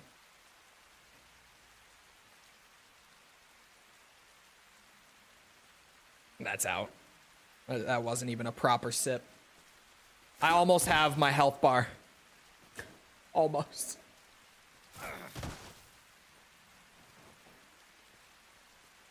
Come on.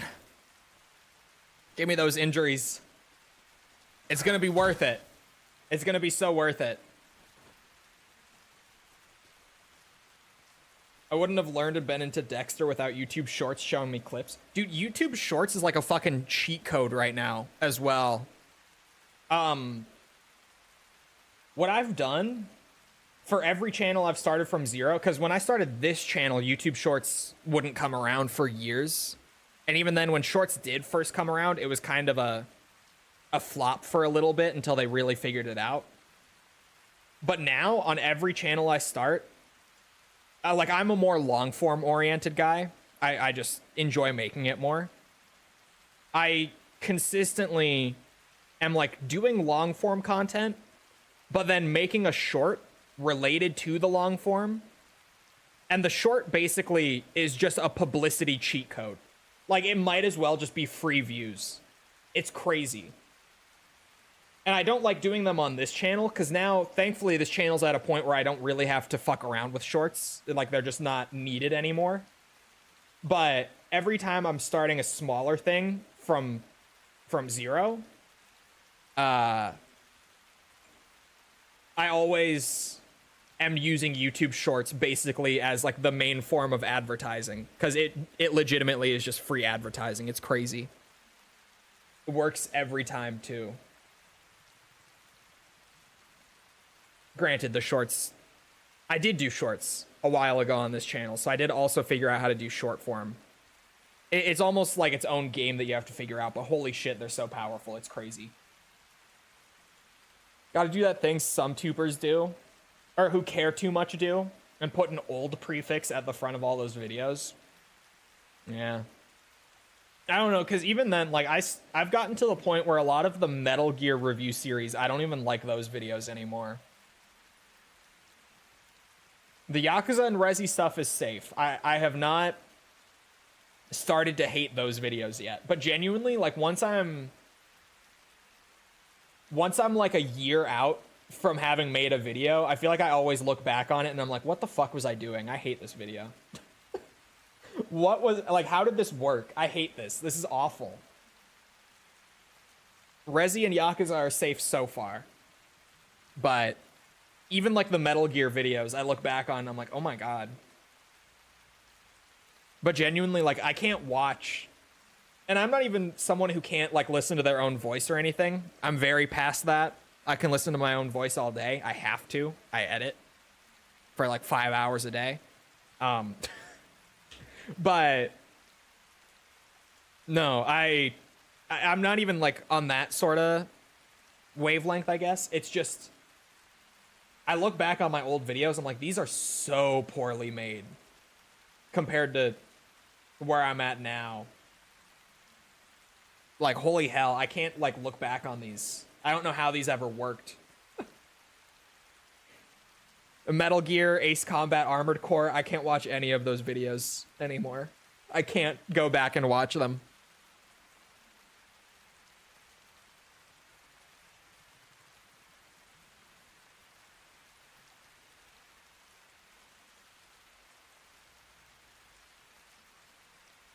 I don't think I could be a content creator. I'd start hating my videos before I even finish them.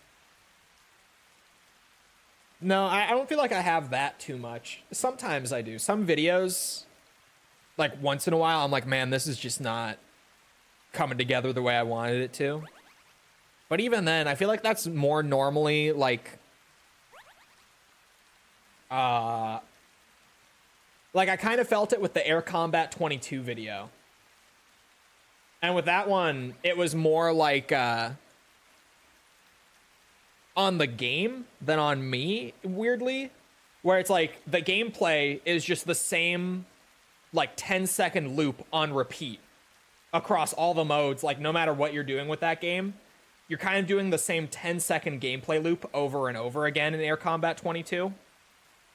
So when I was trying to edit the video, I was like, oh my god, this whole video, it's like I'm watching the same clip on loop. Like, even though it's a different plane on a different map, like every time, it's like I'm watching the same clip on repeat. Because there's so little variation in the gameplay that I was like, oh my god, this is awful. This video is going to be so stale to watch. And sometimes I feel that like halfway through editing where I'm like, oh god. But at that point, I'm too deep. I can't just scrap it after like a solid 5 days of work. I still enjoy them, and that's what matters for business. Yeah, absolutely. I really can't watch like any videos of mine that are more than a year old. If I do try to watch them, even for a little bit, I come out of it like, oh my god, I can never touch this video again. I'm gonna just never open that up and rewatch it. Nope. No.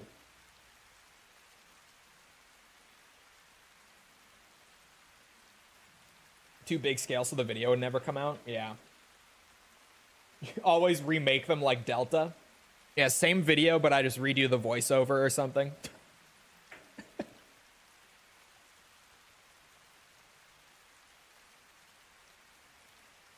Yeah, like False still struggles with editing and hearing her own voice. Some people genuinely, like, for the most part, it just varies how long it takes for you to get used to hearing your own voice. But some people, like False, will legit have been doing this for years and still are not past it. Like, they still hear their own voice when they're editing stuff, and they're like, oh my god, this is miserable. Thankfully, it's not me. Oh. Come on, big health farm. I'm so close. I forget how long this shit takes, man. If I wasn't dedicated to do it for the scarring alone, I would not have stuck by this the whole way. But I'm too far in now. Sunk cost fallacy is in full effect. I gotta get that max health bar. And then check out the scarring. I'm gonna go to the survival viewer real quick. Cause, oh yeah, it's all over. Yes. I forgot to bring this up in the review, actually, and I didn't realize until this morning. But along with Snake's scarring, his fatigues get damaged too. And I don't think they ever mentioned that in like the promotional stuff when they were promoting the permanent scarring system. I just saw it on my back a little bit from that angle and wanted to zoom in on it. But his fatigues will get like torn up and damaged as well. And these are also permanent like through the whole game. These tears in his uniform, these will stay. And be in the cutscenes and everything. And it's super dope. I don't know if they ever promoted that alongside the scarring. I don't remember them ever doing it. But I forgot to mention that when I was talking about the permanent scarring. Because honestly, I didn't catch it until I was like almost done with my first playthrough. And I started noticing that there were little tears in his uniform. And I think I just forgot to write it down.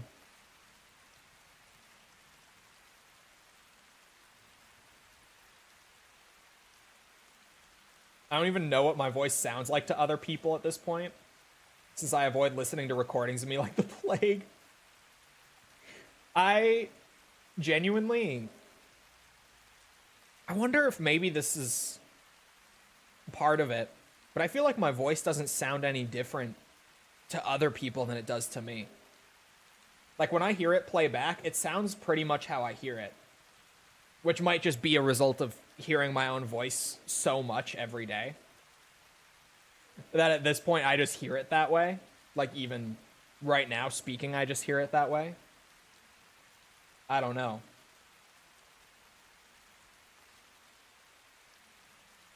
But genuinely, I don't hear it like any differently. I used to. I remember hearing it differently a while ago. But nowadays it sounds the same to me, at least. I'm so close to this max health bar. Come on, Snake. I wish I had more life medicine to speed up the last little bit. I would, if I could.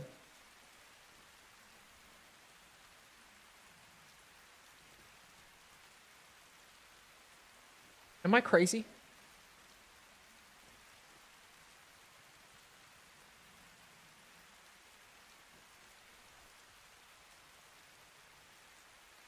I think I am crazy. I was seeing if laying down sped it up at all. And for a second I thought it did, but I think I'm just seeing things. Maybe I'm not. Should I have been laying down this whole time? I can't even tell at this point.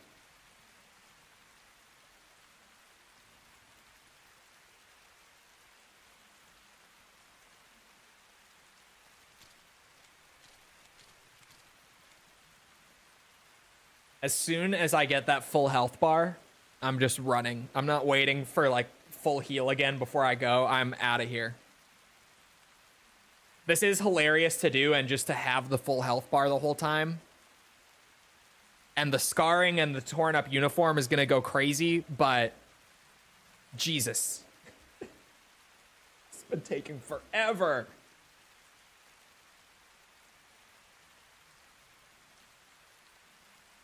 I feel like it is healing faster.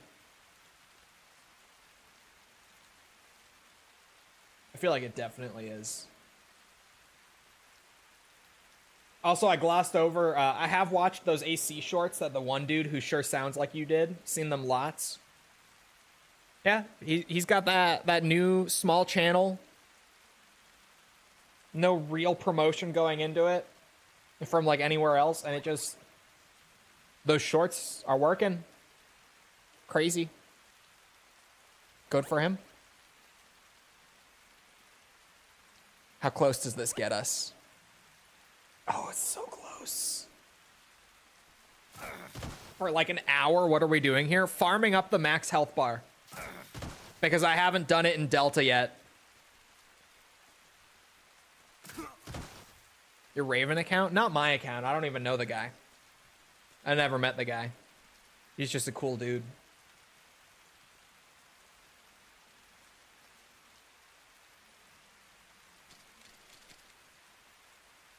I don't even know him, though. Never met him.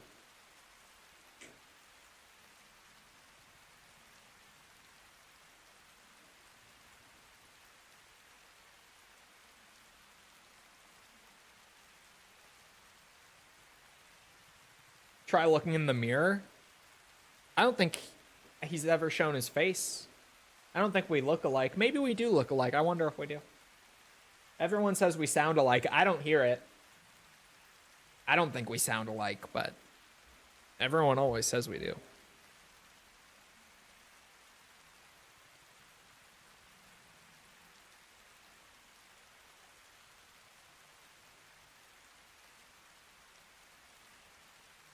He's probably blonde and not ginger like Chole. Okay. I might as well just start saying Cole. Are we farming the HP bar? Yeah. I wasn't going to, but then I realized that if we farm up the full HP bar now, with the new like scarring and uniform damage and everything, not only will it just be funny to have the max HP bar for the whole playthrough, like you could always do on the original, but we're also gonna look fucking badass for the rest of the playthrough. Like the uniform's gonna be all cut up. When the shirt comes off, Snake's gonna be covered in scars. It's gonna be fucking sweet.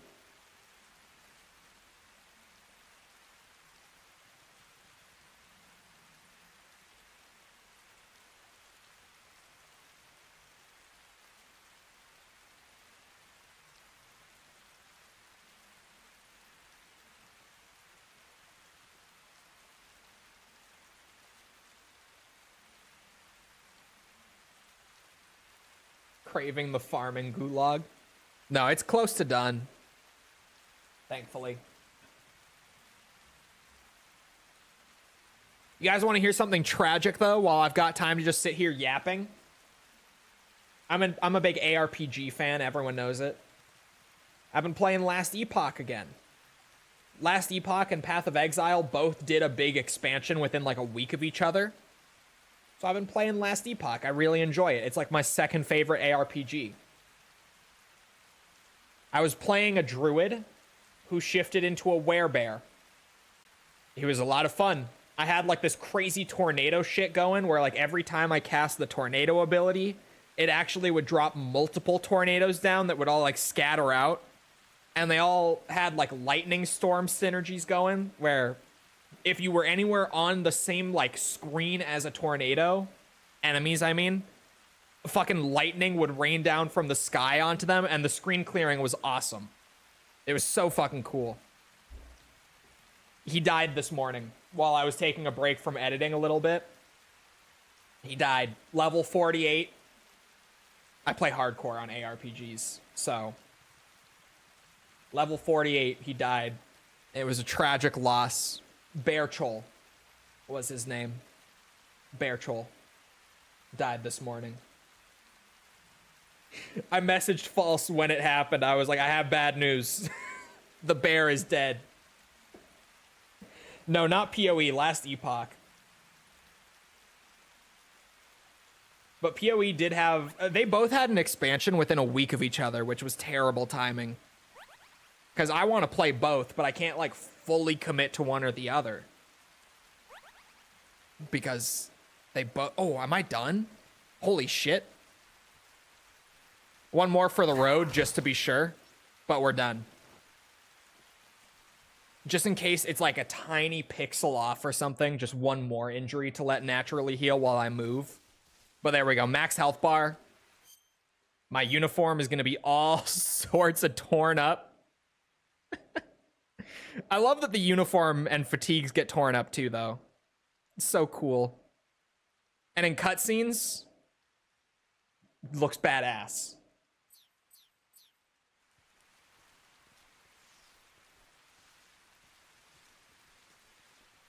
Actually, I should probably have raindrop on right now, eh? No? It is raining. It's probably just because I'm standing, like, in the grass in a slightly muddy spot. I'll want that preset here and there anyway. I didn't know about the clothes thing. I thought it was just the scars. Yeah, no one's talking about the clothes. And I forgot to mention it in my video, too. Unfortunately. Because the fatigues getting torn up permanently with the damage, too, is really fucking cool. Oh, and now it stops raining. Okay. Thanks, Kojima. Bastard.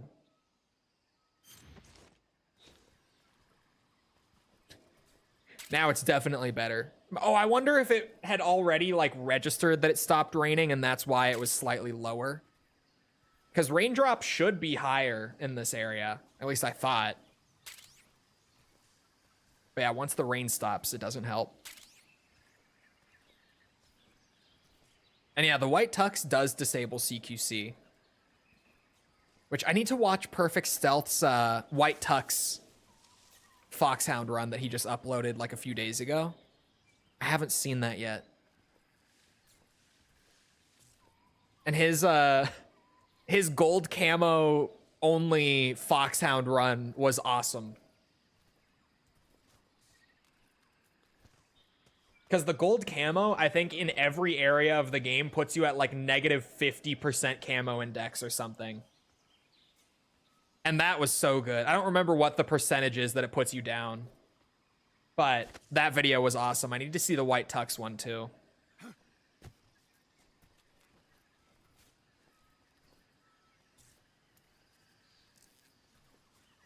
Yeah, it does make you fast though. So it was actually kind of a sweet video. Makes you super fast, but everyone sees you from a mile away. And he was doing Foxhound with it.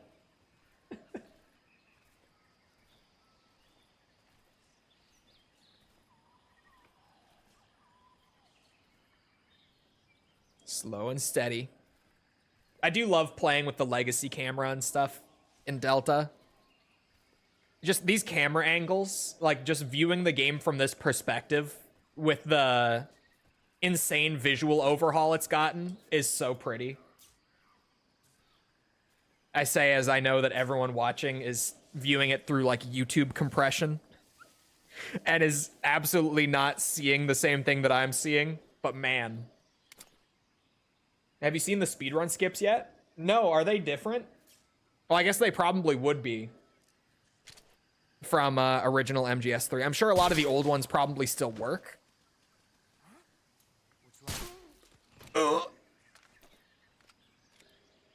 He had a film reel.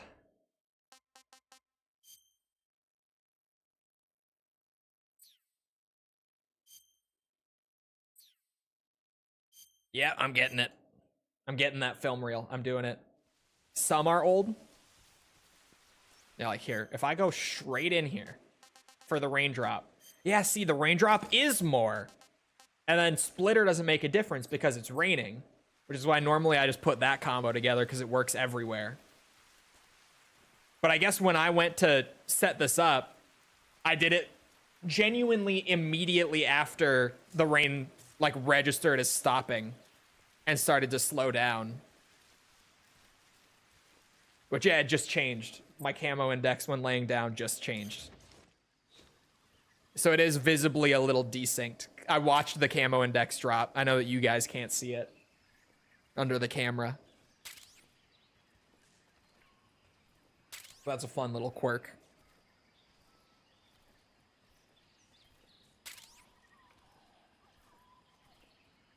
Puts you at 0% at all times? I thought it was -%, wasn't it? Or am I crazy? I would equip it, but I don't want to crowd my quick select up. Well, hold on. I should have it in here since we're New Game Plus. And I bought the fancy edition. It would... My camo index, yeah, it says -100. I thought it was like -50%. Even laying down right where I am right now, it would put me at -100% camo index. Holy fuck. -100 is insane.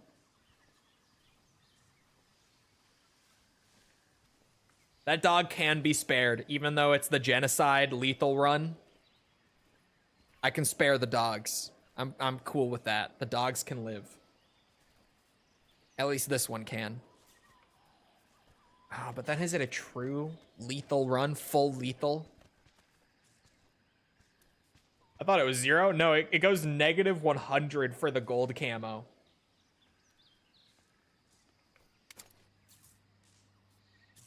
Where is the... Ah, hello. I'm sorry. It had to be done.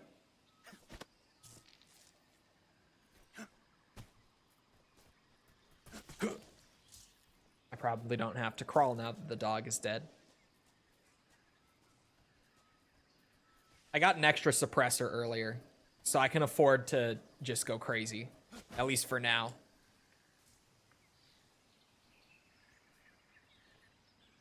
I wonder if I could crawl up, like, alongside this guard here. And then shoot the other guy, and that will make him look over. And I can use that opportunity to hold him up, maybe, is what I'm thinking. What's wrong? Huh? What's wrong? Freeze. Just like that. Beautiful. Okay, the other guy is not gonna see us. Don't shoot! Give me that reel. Give me that film reel. Thank you.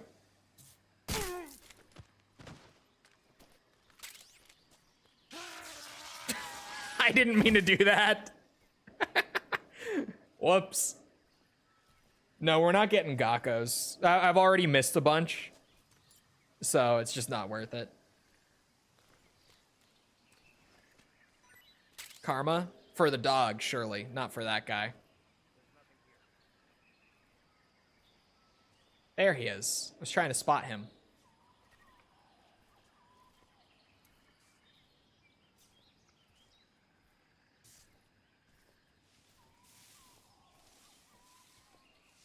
No, full lethal runs of MGS3 are actually so fun.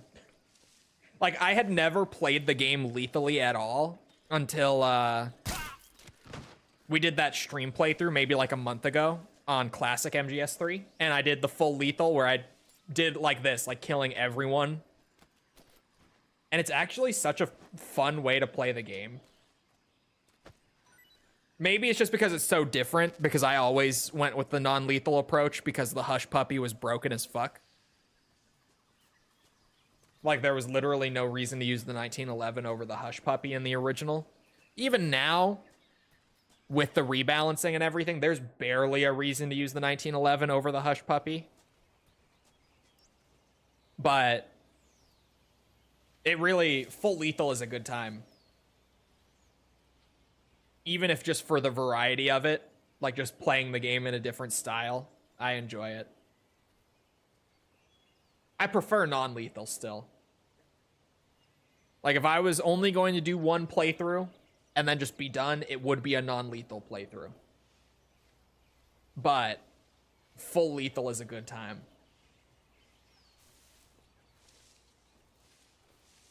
Especially when you get an extra 1911 suppressor right off the bat. And you can fully just go around spamming it.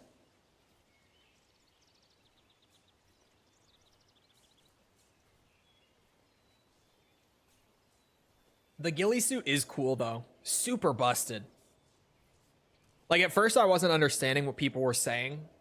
Like, on day 1 or 2 of the game being out, when they were talking about it. But the fact that it just boosts whatever camo index you have at that moment by, like, I don't remember. It was like 30 to 50, somewhere around that percent. Just so good, because, like, if you have the appropriate camo, you're pretty much just gonna go straight up to 100%. I wish suppressors weren't so rare, at least the one for the Mark 22.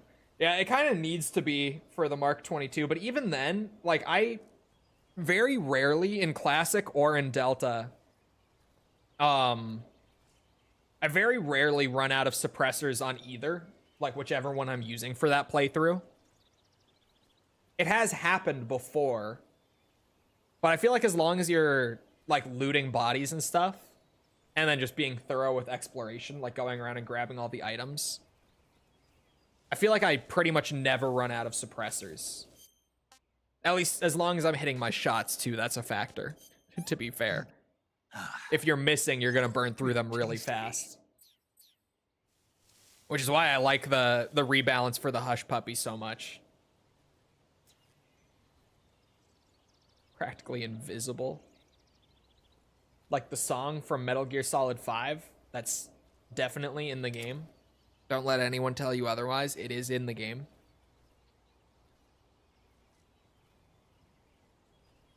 Does he have a... Am I seeing things, or is that a film reel on him? No, I think I'm crazy. Yeah, I'm crazy. Right? Maybe I should sneak up on him from behind. Because I don't think he moves. I don't think he has, like, a patrol route or anything.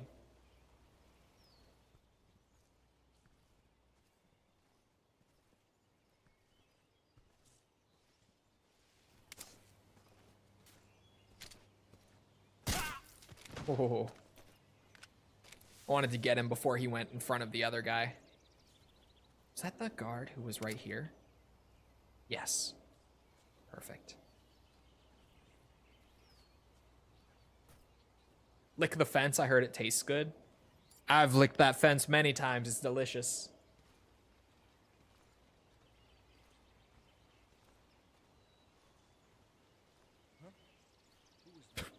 Nothing.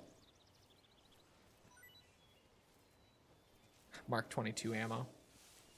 Is he gonna come investigate it?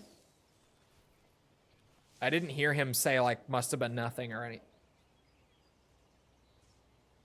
I should do a lethal playthrough. It's actually, like, it's such a fun change of pace once you're so used to doing non-lethal. Because it's genuinely really nice to go back to, like, once you've dealt with a guard, they're just out of the picture, right? Like, you don't have to worry about them getting back up. It's way less complicated. Definitely less interesting, but, like, it's a nice change of pace. I always enjoy going back to a lethal playthrough here and there.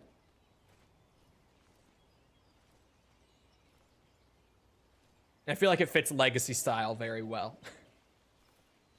Helps with me normally just struggling to be consistent with the fixed camera anyway. Not needing to worry about guards waking back up. Where did you come from? Oh, what? And he had a film reel? Hold on. Was that the guy from the door? I think it actually was. Hold on.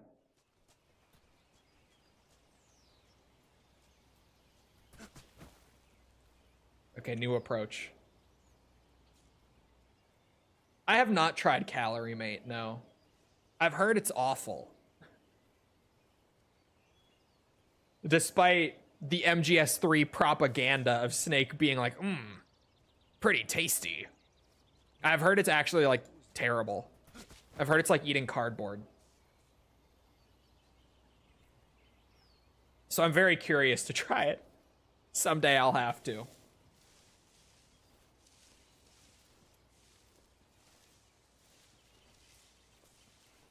Did you see the video where it's just someone crawling right next to the soldiers with the ghillie suit?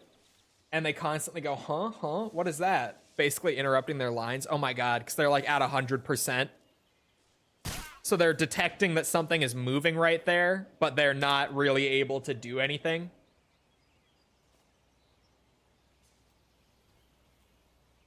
That actually sounds kind of awesome.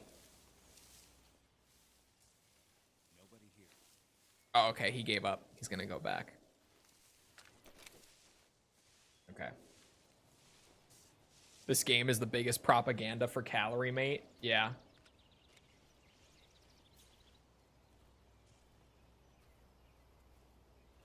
I've never heard good things about Calorie Mate. Which I'm still very curious to try it.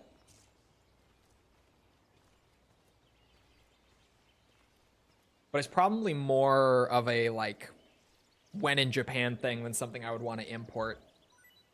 Well, especially now. I'm so glad that I'm past all of the Japanese imports that I would have needed for both Resident Evil and Yakuza. Doing those series currently. Because holy fuck, the, I can't remember the name of it. Pretty tasty. But the import fee that they've now put to just any imported packaging into the US, whereas before it would have been only on imports of like $800 or more, would absolutely screw me. Not in the sense that like I wouldn't be able to do it, but it would just make it so much more expensive to do like imported games. So thankfully I don't have any in the near future.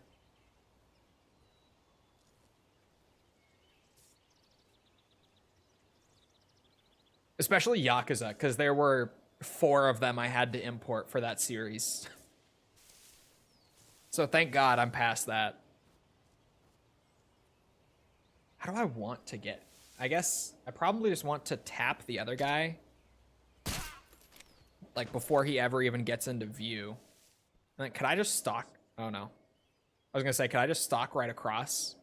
But that was maybe a little bold of me. Okay, he doesn't give a shit.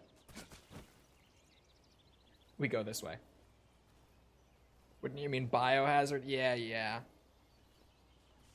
I didn't actually have to import anything Japanese for Resident Evil. I had to import a European copy of Survivor 2 because that only came out in Japan and Europe, but never in the US. But I didn't have to import anything from Japan for Resi. Thank God. Yakuza was just a bit of a shit show because, like, Kenzan, original Ishin, like PS4 Ishin, and then the Kurohyo games, both of those I had to import because they only ever came out in Japan. All 4 of them. But thankfully I'm past that. Already had imported and done those videos and everything. So in the near future, I don't need to import anything. And hopefully by the time I ever have a reason to import again, I will have gotten rid of that import tax again. Because it is just a temporary thing, but we don't know for how long it's going to stay in place. Because it's kind of a until trade negotiations happen sort of thing, so... temporary, but who the fuck knows how long it will be a thing for.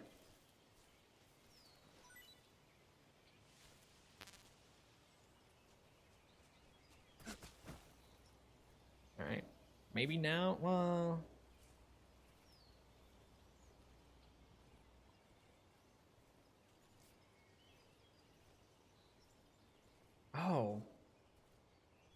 Resident Evil 4 Remake Gold Edition that came out in Europe has the game and DLC, but on a code, so basically worthless. Well, I guess... Oh, no, Separate Ways came out. I keep forgetting that they did Separate Ways for 4 Remake. Because I was going to say, like, at least all the DLC is just, like... What? 2 guns, and then...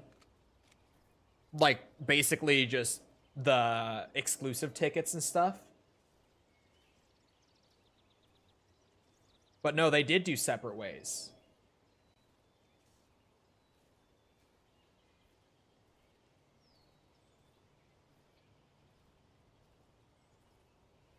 I got off a call with a guy. When I told him I had to ask mandatory questions, he said, "There's no such thing. It isn't illegal." I just said, okay, and moved on. What do you think of the bosses on Extreme? Don't they feel bullet spongy? I haven't done a playthrough on Extreme yet, but I haven't heard... Well, I guess they did rebalance a couple of them. Where, like, I only just found out, literally, like, an hour ago about the Pain's double B shield. Because I just didn't even realize that that was, like, a new thing.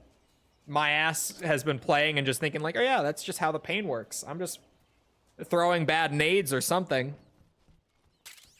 But no, apparently they did buff his B shield, and then the Fury got buffed like crazy. With, what's it? You can't headshot him anymore. SVD does like no damage to the body either. Like the Fury on a lethal playthrough is a whole new game now. But for non-lethal, he felt pretty much the same as normal, at least to me. Then again, I'm a casual MGS3 fan. Like, fuck. Yeah, they just made it so that the SVD, which was the best weapon for him in the original, now does, like, nothing to him. Which is insane. Like, it's crazy. It's crazy to have to figure out how to even like deal damage to a boss that you've understood for so long. Oh my god, I'm so lucky. I meant to slow open that door, but I guess because I'm stalking, he just didn't turn around anyway. Oh shit. Please don't. Mosin does nothing? Really? On normal, he oh, I already got that one anyway. Great. On normal, he feels the same when using the Mosin. I think he only took like 7 or 8 shots from it, something like that. Like, you can't headshot him anymore, so it's more, but not to like a crazy extent. But yeah, I haven't done Extreme yet, so I have no idea.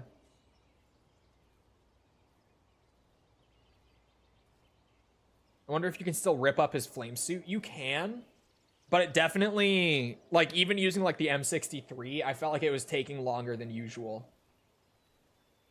Although, Raiden's Wig, who speedruns the games a lot, is a regular here. And he was saying that he tested the knife strat, like the classic using the knife on the Fury. And he said that the knife is still absolutely broken against him.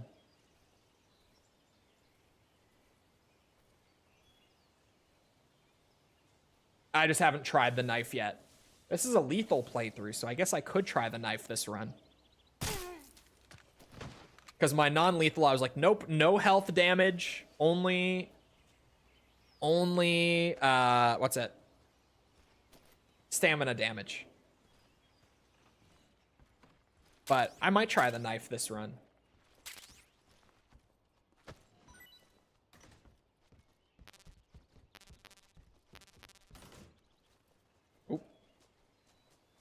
I think that's all the guards cleared out of here. Feels so weird playing full lethal again. Gave up low-key on that MGS. Oh, European Extreme. Yeah. No, we just, like a few months ago, did the MGS2 Platinum. like all the achievements, and fuck, dude, that big boss run is some sadistic shit. That is just insanity. I feel very accomplished having done it, and having MGS2 like showcased at the top of my Steam account as being platinumed and everything. It was great once I was past it, but holy shit, the big boss run in MGS2 is something else.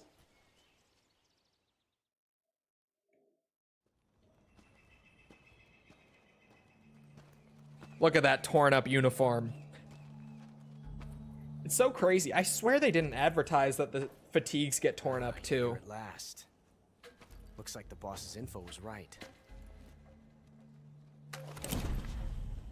Now I know I'm not an idiot and the bosses were rebalanced. Yeah. We just had House Test in here earlier talking about it too. Like an hour ago. We were talking about the bosses.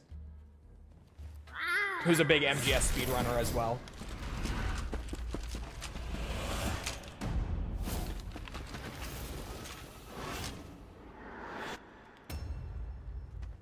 I hate to disappoint the Cobras, but you're mine now. All of you, leave us.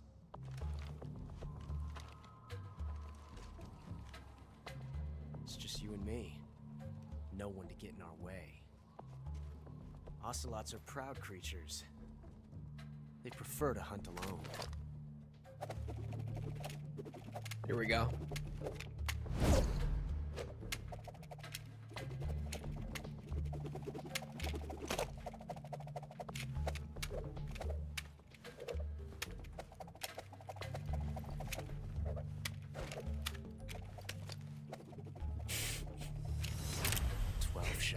All right, buddy. You don't have to show off that much. Come on. You can calm down a little bit. Okay.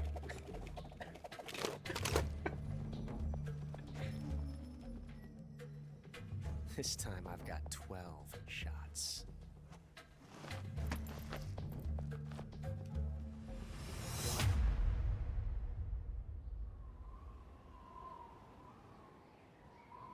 Okay. Draw. Oh shit, hold on. I have to. Oh no. I have to use the single action army. I know I said I wasn't really gonna new game plus much. Like I wasn't gonna use much of the carried over gear. But this is an exception. This is worth it.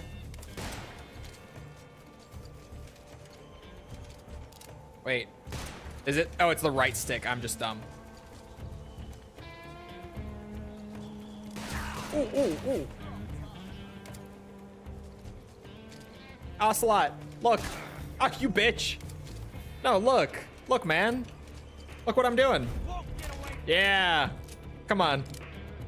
You know you wanna. Oh, damn it. That wasn't him. Look. You fucking bitch. Okay. Oh, legacy controls.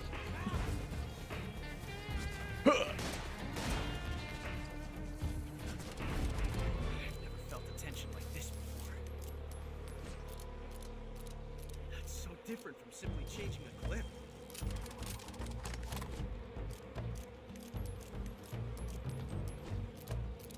This reload time is exhilarating.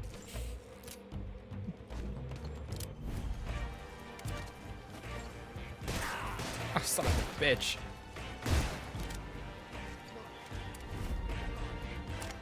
There we go. I got him. I got him. Now we're doing it.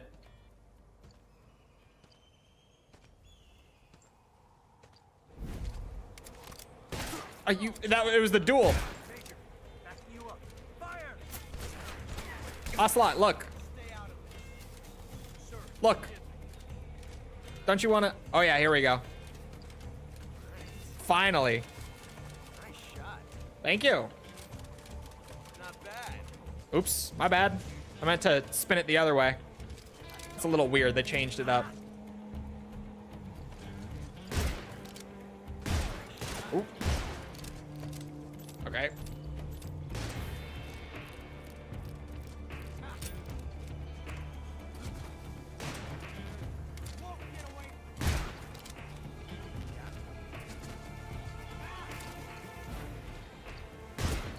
You know what I've never understood about this boss fight, chat?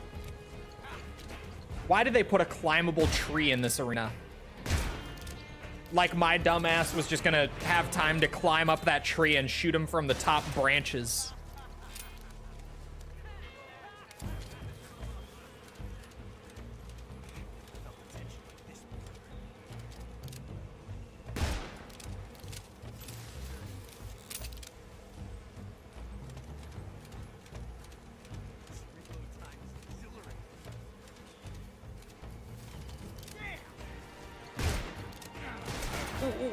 Why not?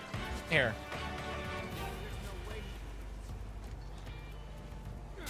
This.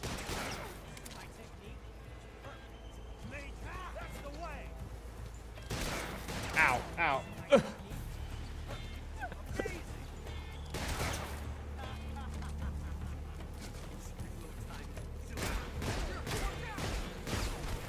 Yeah, that's right. Fire from the hip.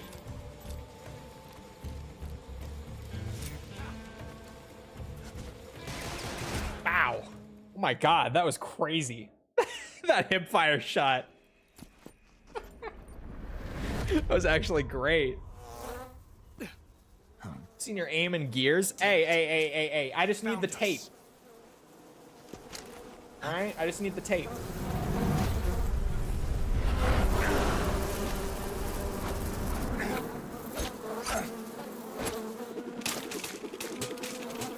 That was some fancy shooting.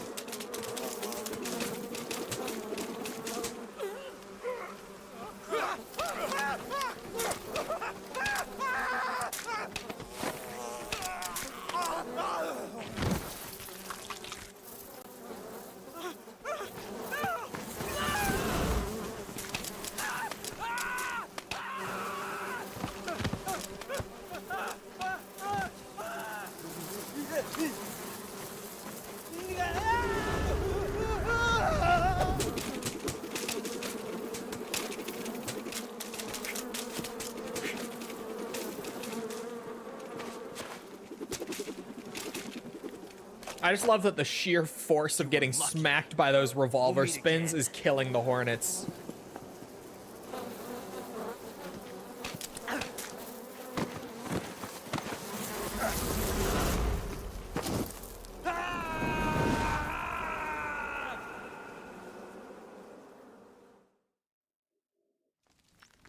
Why would I enjoy that? What is it?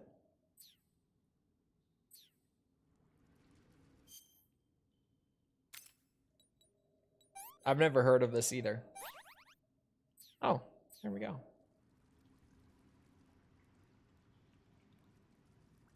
Stop hornets from stinging you? I don't know. Ask Kojima. He was like, you know what would be fucking cool? You know what would be sweet? If we just had him twirl the revolvers around and he was just twirling them so fast that the force of getting smacked by it as it twirls is enough to just kill the hornet. Just like that. Boom. Lights out.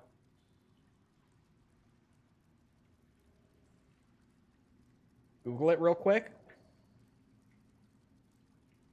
Tokyo Jungle, it said?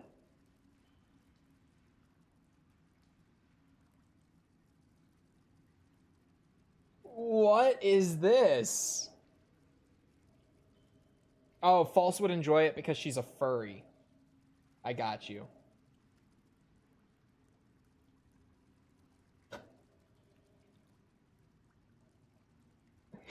Bro, what is this? This gives me time for my eyes to adjust, so.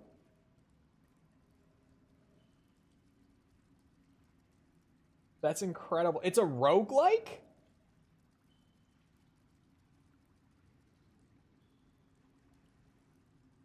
Hold on. Hold on.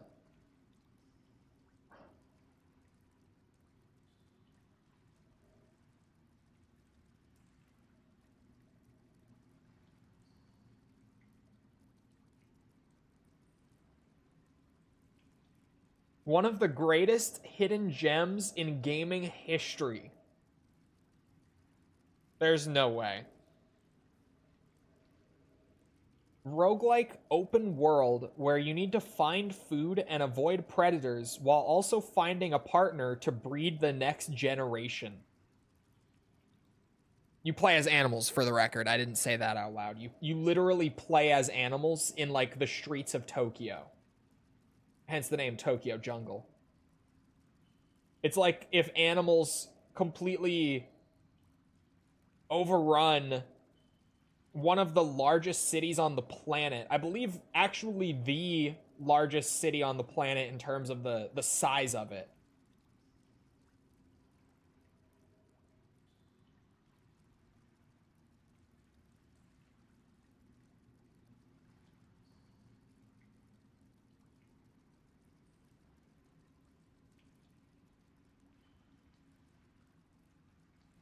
Are they just animals? Animals? Yeah, like actually just animals.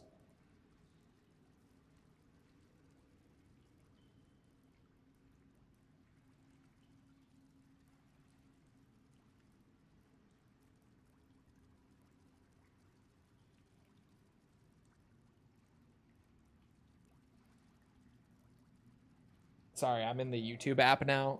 I need to put my phone down. After one more quick. Okay.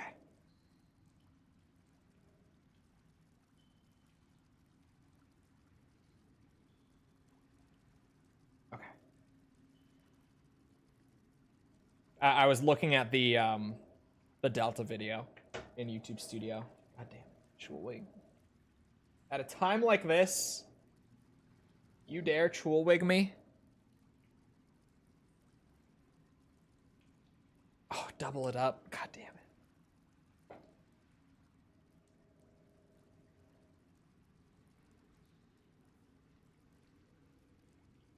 Yep, my eyes didn't adjust at all. Great. I can't see a fucking thing. Okay. First things first. Just get ahead on this.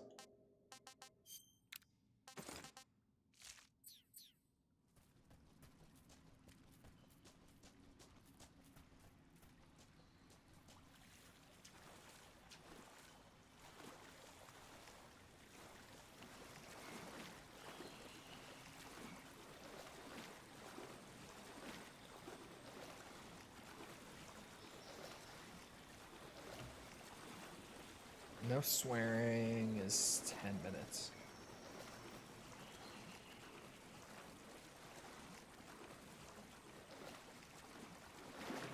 Oops. Wrong button.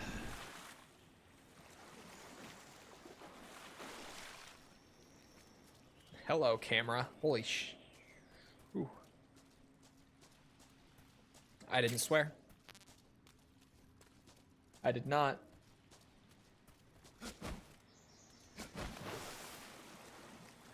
I'm gonna sneeze, man.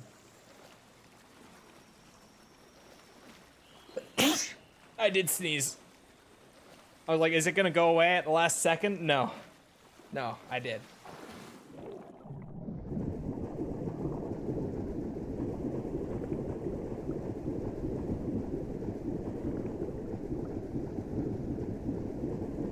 Cheers. My ration.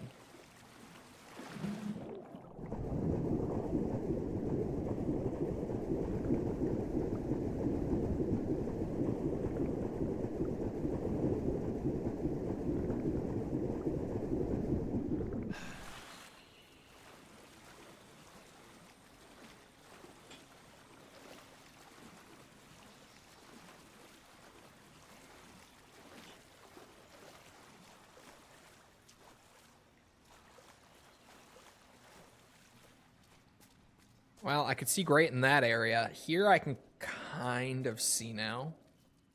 It could be worse. Like, I can see the snake. Ooh. Oh, I did hit it. Okay. Isn't there, like, a way to go right here? No? I guess not.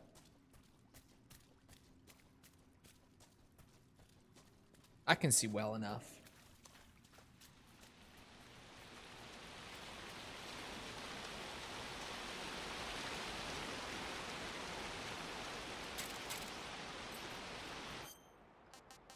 I need this. Aha!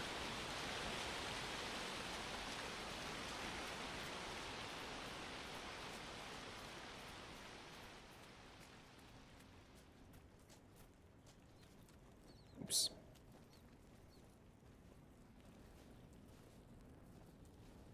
I do like unique games, but I don't know. It has my attention.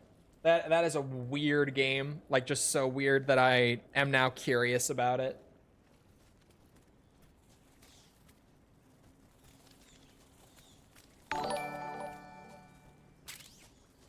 Thank you for the sub. Appreciate it.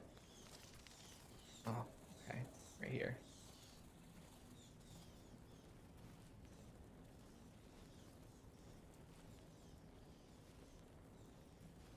Just like who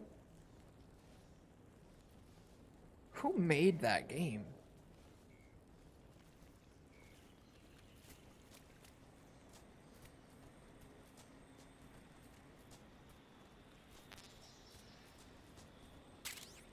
Oh yeah. Now we're talking. I guess that actually would be shorter, wouldn't it?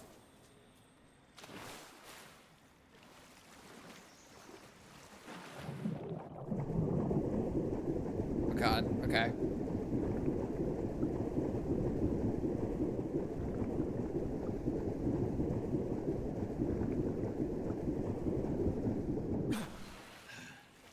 She does watch a lot of National Geographic, it's true. Not too bad.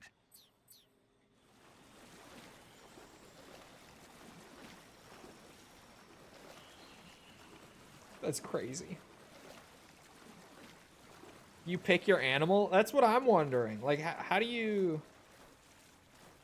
Do you just... It said it's a roguelike. So, like, is it random?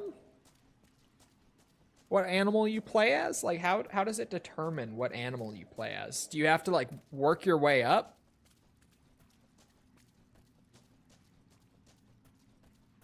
Never clear my history. Chat can vouch.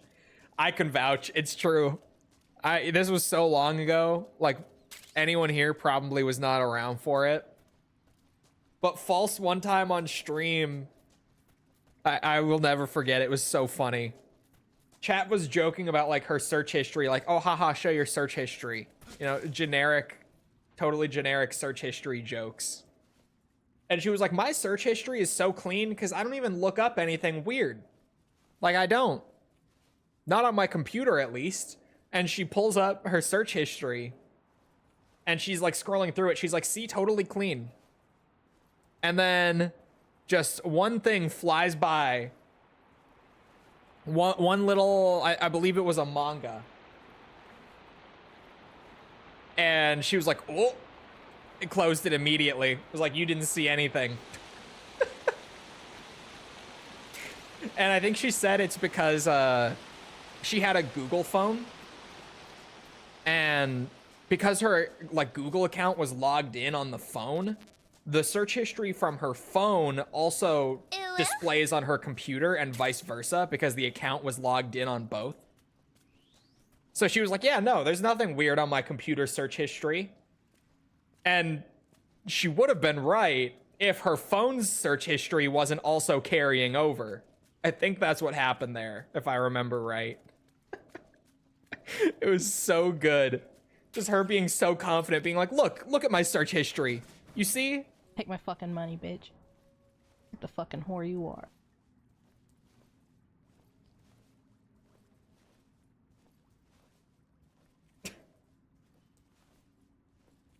It was so good.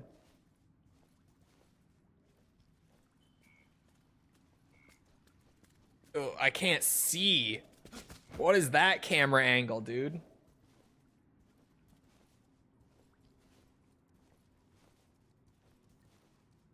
Normally, I would never use night vision in this cave. Like, actually, I would just stick with the torch instead. But with the sunglasses, this is actually a lifesaver.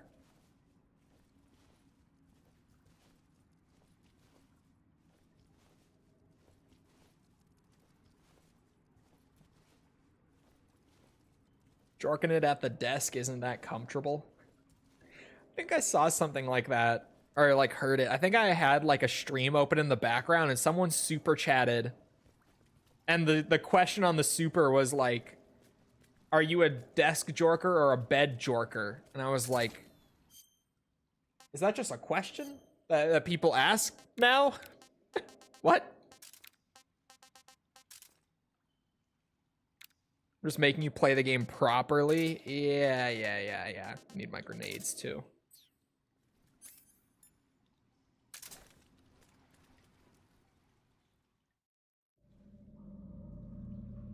Why is chat all answering the question?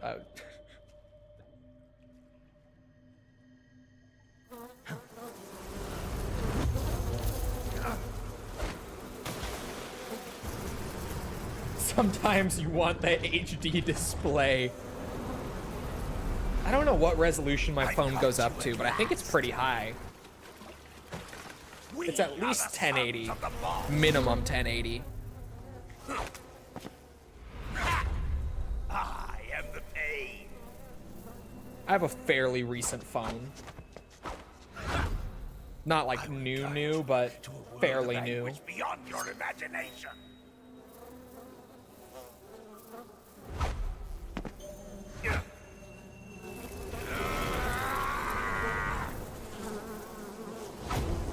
Let's get started. Let's. Actually, why would I use the 1911? Lethal pain fight.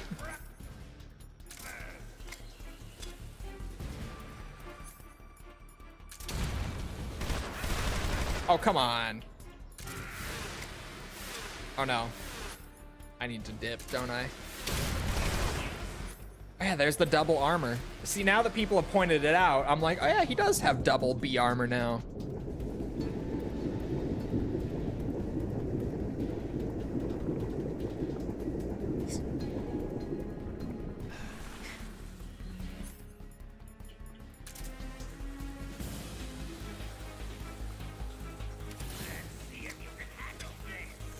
Which one is real?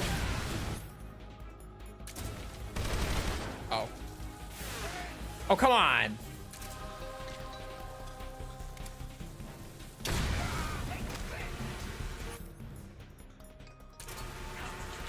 Oh, no. Oh, no.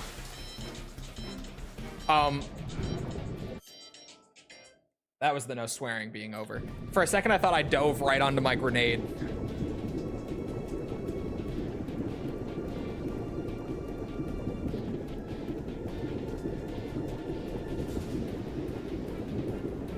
I'm gonna run out of air.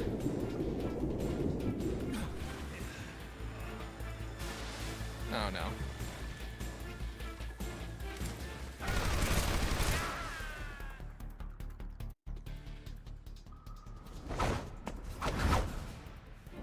Easier to throw grenades in that version? Yeah, but they've made it so that now, a lot of the time when he armors up, it takes 2 grenades to break the armor. Do you keep the Russian sneaking suit? Yeah, you do. I was tempted to just run the sneaking suit the whole playthrough, but I decided I would wait. I was like, no, I'm not gonna break the whole playthrough just because I do have some New Game Plus stuff. I'll keep a clean Legacy style playthrough this time around. Get the B out of me. Get it out. There.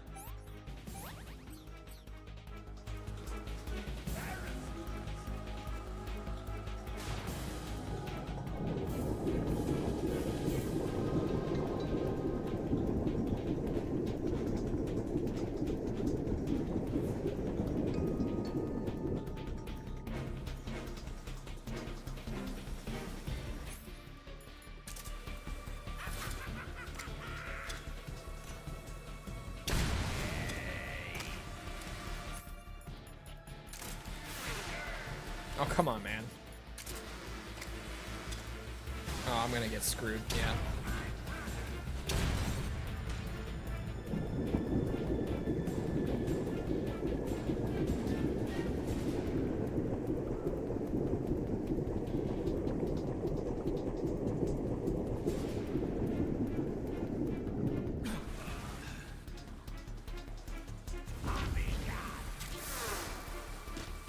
Oh no.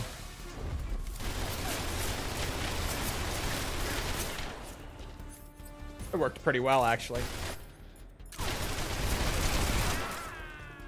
Nice one. Oh, no swearing is up. Stupid bitch. Should have had the armor on.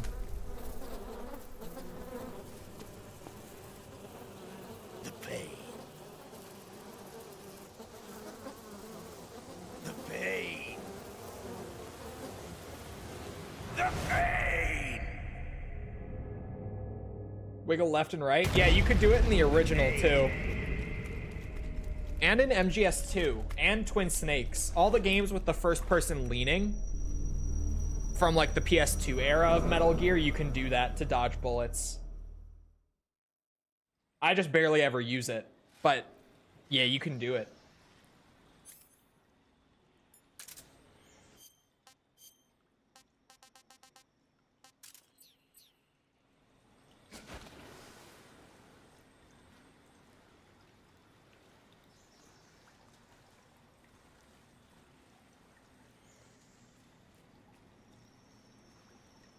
I gotta eat some food. What can I say? Really nice to dodge Sniper Wolf in MGS1. I never used it for that. Maybe I should have used it more in Twin Snakes. That could have been fun if I took advantage of the dodging more. Yeah, this really does just loop back. I was wondering if there was maybe anything up here that I was just forgetting. I figured it was worth a quick check. But now we're good. Yeah, I wish you could, or I wish the leaning in the Legacy style was still on the triggers. Actually, I bet I could rebind it like that.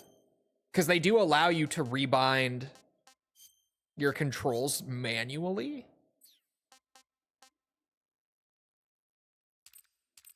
Oh. Oh, wait. Oh, no, this is all the camera. Ew. Ew, ew, ew, ew. That's what I was wondering. No, no, no. I thought it would let me just aim with the left stick in, like, first-person view. Like in the original. I was like, that would actually be huge, even though I've adjusted now. Oh, yeah, you have to go to custom. Yeah, I just haven't messed with it yet. I probably could make it more accurate to the original. Oh, hold on, I'm cooking. No, give me a second here.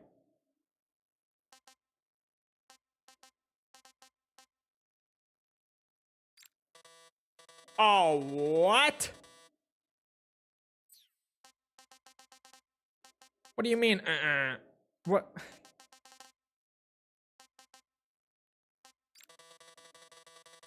That's bullshit.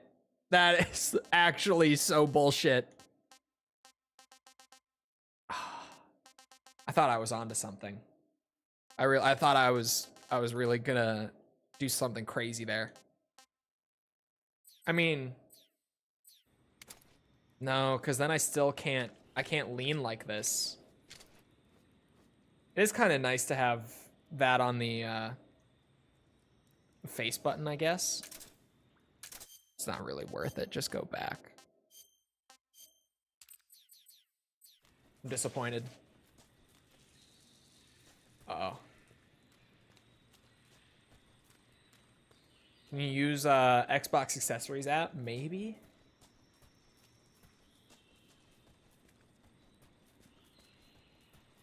Nah, I'm pissed. I'm pissed that I can't rebind some of the buttons. That's like, why even put it there if you're not gonna let me rebind it? Genuinely. There's no reason. And yeah, I could Steam input it probably. But then it wouldn't be mode dependent either. Because what I thought was really cool was that you could customize your button layouts and stuff per play style. Like you can have a control scheme for the new style and the legacy style that just will automatically switch depending on what you're playing. But like, why even put it in the in like the rebinding menu if you're not gonna let me rebind it? Genuinely, that's bullshit.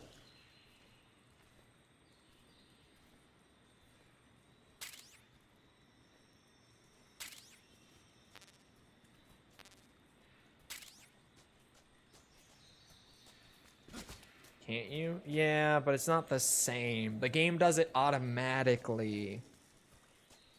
So in concept, it would be like perfect. But damn you, Konami. I'm gonna start bitching about that all the time. I'm gonna raise hell. Oh, about the custom bindings until they fucking patch it. They listened to a lot of the feedback on Master Collection, surprisingly, like with just little quality of life things and adjustments that people wanted. So I bet if there was enough of a fuss about it, it could actually get patched. I would not be surprised at all.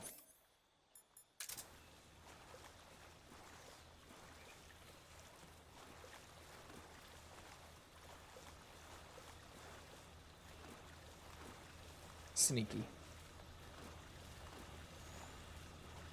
This might actually be one scenario where the crouch walk is acceptable in legacy mode. Yeah. Like a real crocodile.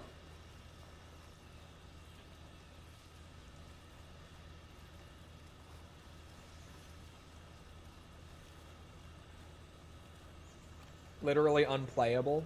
It should just be there, is the thing. Like, you shouldn't half-ass a rebinding menu. Like, if you're gonna let players customize their controller bindings, why let them customize half of them and then like hard lock the other half to be uneditable? There's no reason for that.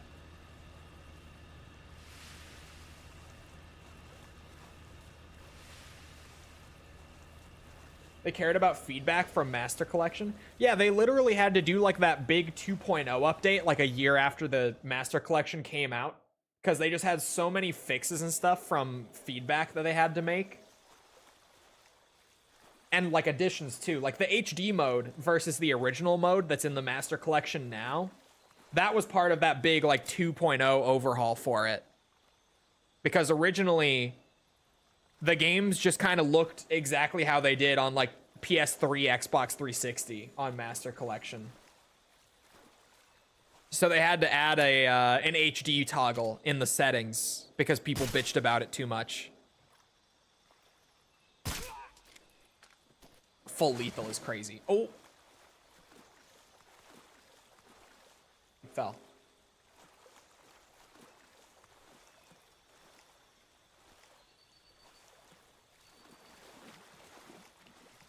Yeah, MGS 3D seems like a weird-ass game. I gotta play it for the novelty someday. How much is a copy of it, though? That's the thing. Because if I wanted to stream it or do videos... It can't be that... I don't know. How many copies of that are in circulation? That might actually be one of those pricier 3DS titles to get your hands on. I could see that one being a bit rare. Even though it is Metal Gear. I could definitely see that being a bit more of a niche title. A little harder to get your hands on. There we go. I'm not gonna kill the end. Before anyone says it, I'm not killing the end early. Every time I get here, like 3 people in chat all say it. I'm not doing it. I want to fight the end. Legit. 20 to 50? Pricey-er? 3DS games are already crazy expensive. Let me go look. I don't think it was a digital-only game, was it? Hold on.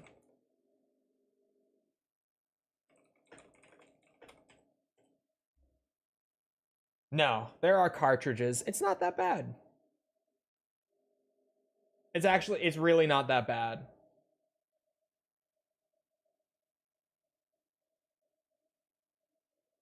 Oh, wait a minute. Oh no, it is bad. Oh no. There's one copy that I saw right at the top that's complete in box and everything. And it's like $35. But then I noticed it's $20 delivery because it's an import from Japan. It's a Japanese copy. Which is fine. I could make that work probably. But like if you want a Japanese copy, it's like 35 bucks and then import fees and shipping and all that. If you want a US copy of MGS 3D, complete in box, it's a little over $100. Just the cartridge, like cartridge alone, it's like $50, $60. So no, it's not Resident Evil Gaiden bad, but it's pretty pricey.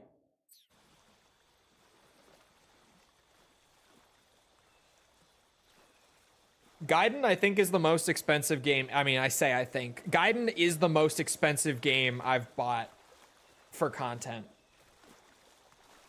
Which is ridiculous. That Resident Evil Gaiden is the most expensive game I've ever purchased for the sake of doing content.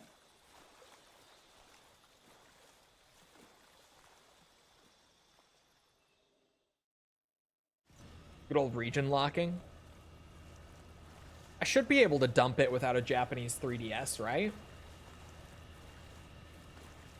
I'm not as well versed on dumping 3DS games. I've done it literally twice.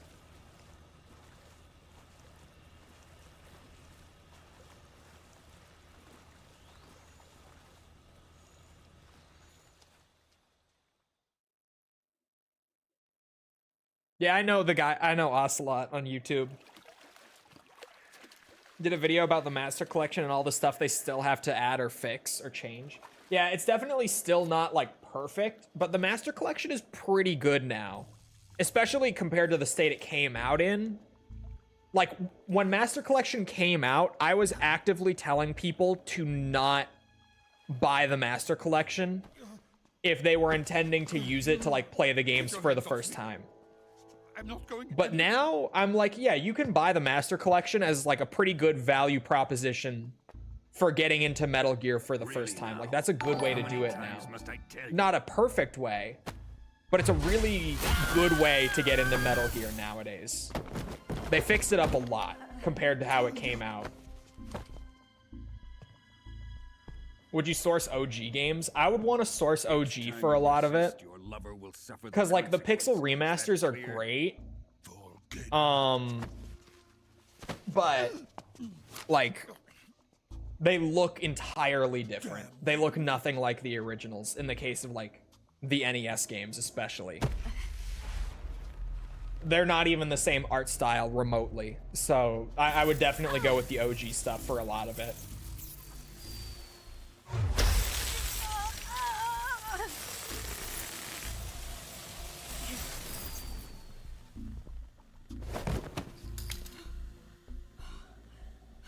Yeah, NES copy of Final Fantasy is gonna be rough. Hopefully the videos bang. Hold it right there, traitor. Yeah. Don't look right to me at all. It's because the art style is entirely different. And that's not even exclusive to, like, the pixel remasters. Like, if you get the PS1 collection of, like, the first 3, I believe it is, which I actually do have on disc, funny enough. Those also have an entirely different art style than the original or the pixel remaster. Like, that version of Final Fantasy 1, 2, 3, those also just look totally different than every other version. It's really weird with all the remasters and stuff they've done of the OGs over the years, how they change so much every single time. Are you ready?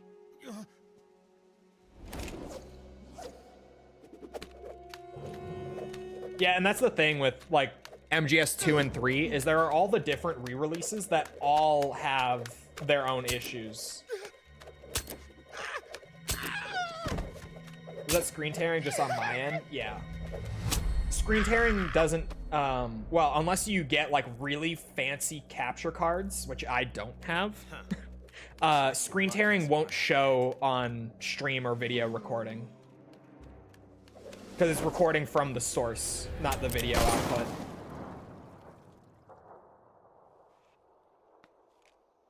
There's no such thing Or, as sorry, in the case of streaming, it's capturing from the source, not the video output. I've played games on stream where I've been screen tearing the whole time, but stream has never known because they just don't see it.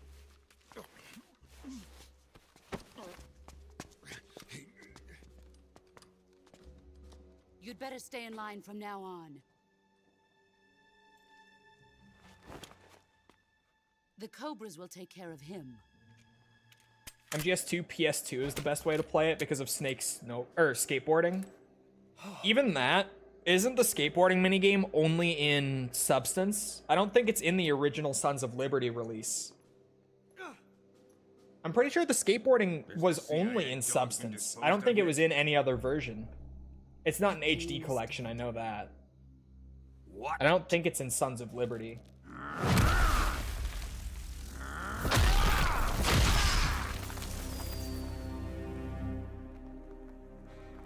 But I mentioned it in the Delta review because MGS3 is similar to 2 in the way that, like, there are so many different versions and every version has, like, different bonus content. Like, this version has this, but it doesn't have that or whatever, right?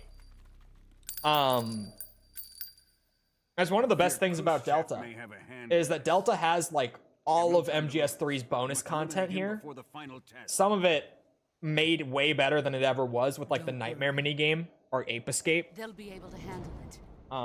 Like, it genuinely is the complete MGS3 package in terms of bonus content.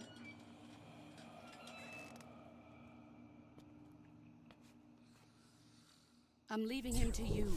It's the only version of MGS3 that is that, like, content complete and rich. God, my voice. That was a bad voice crack.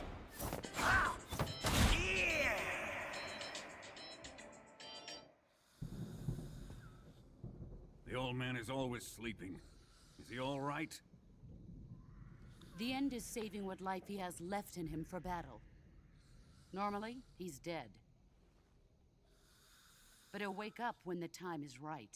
I also someday, way down the line, I'm going to need an Xbox copy of this game And when because he does, it will be I'm the way too end. curious about Snake versus Bomberman. Had monkeys and Bomberman? Yeah, ideally we would have gotten both. Although, to be fair, if Xbox could have had Ape Escape, they never would have gotten the Bomberman minigame. It's kind of a shame that it's exclusive to the Xbox version. But at least Steam got Snake versus Monkey. Sony was fine with it going to the PC version, as long as it just wasn't on the Xbox version. Which is so weird, because, like, Sony, what the fuck are you doing with the Ape Escape property anyway? Like, who cares if it shows up in a minigame on Xbox? But it's just Sony being Sony. The sorrow, is that you? The Bomberman minigame is cool, though.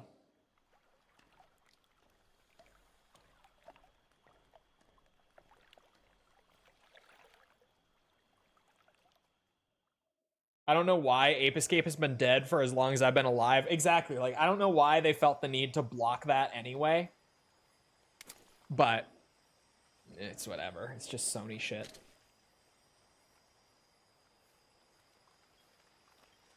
Goodbye, the end.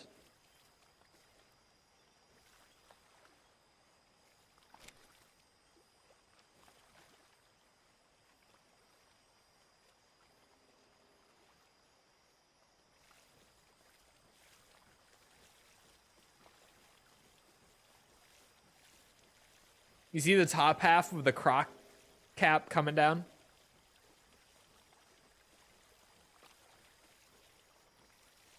Physics. Sorry. Does anyone have a reel? Or can I just...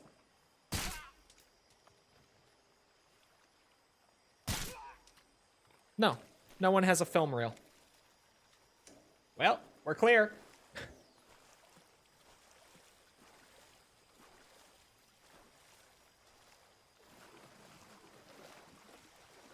What's happening with the mountains when you camera strafe? Hold on, I didn't see it. I was focused on the croc cap. I gotta go back.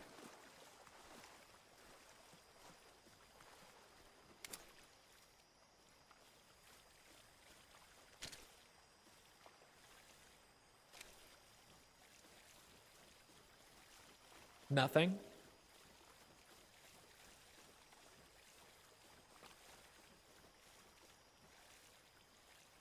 It was the cap? Yeah, yeah. It was the top of the crocodile cap coming down. I'm stuck at Vulcan Raven or whatever the tank guy's name was. That's my favorite boss in MGS1. But he's tricky. He's so fun once you figure it out, though. Except for on on extreme, where he's just a bitch on extreme difficulty. Oh, shit. Someday I need to go play MGS1 on easy mode. Like, not very easy, but easy. Because I'm so, like, weirdly fascinated by the fact that MGS1's easy difficulty was actually just the standard game balancing in the original Japanese release. Like, there was no difficulty select in the original release in Japan. And what ended up being easy mode in the international release was the original difficulty from the Japanese release. So, like, MGS1 is entirely designed around the idea of you playing on easy difficulty. Weirdly enough. And I've never played it on easy difficulty.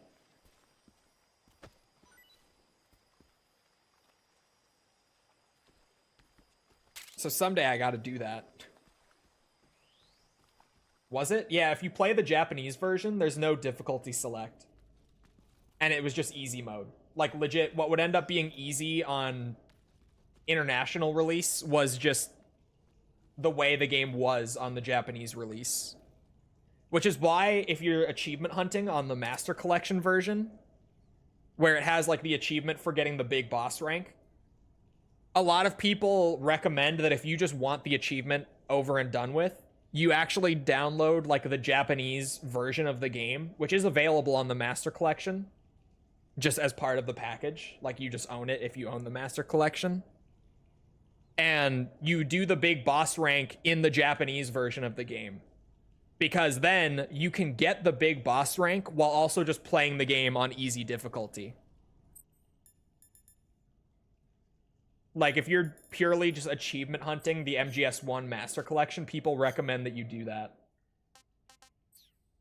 I didn't do that because I didn't actually know about it at the time that we were achievement hunting it. Granted, I maybe still would have done extreme anyway. Because MGS1's big boss wasn't even that bad, to be honest. Oh.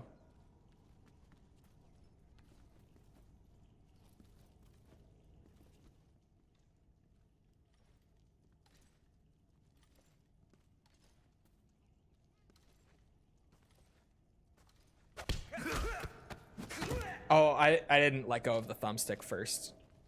That's unfortunate. We just have to make sure he won't wake up. What's the difference between the normal game and Integral? Not much.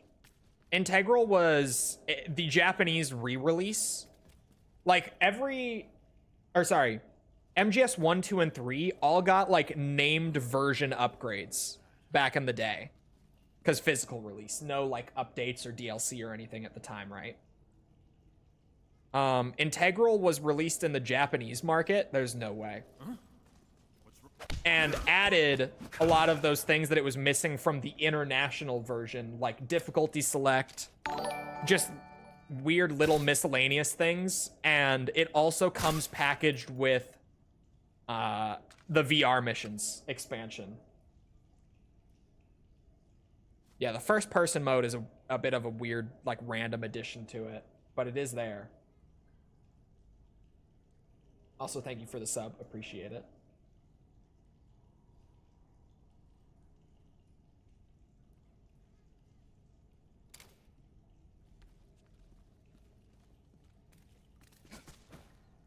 I think by default in Master Collection, it's the Integral version. I don't remember. Genuinely, I just don't remember.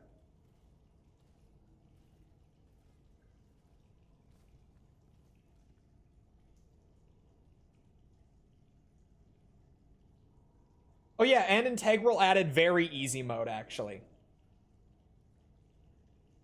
And then, what was it? There was a whole new gun that had infinite ammo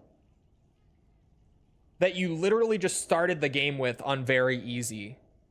What was it, chat? It wasn't like infinite ammo pistol or anything. It was a whole new... It was an MP5.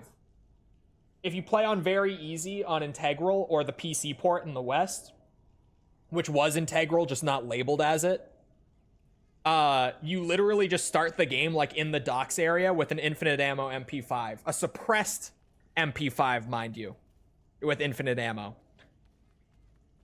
So it's totally stealthy to just run around and spray people with. They'll never hear you. I also kind of want to do that because I do own the PC port, although now I guess Integral with the Japanese version and everything is just in the Master Collection. So I could probably just do it there, actually. That would maybe be easier. Check this out. Never saw it coming.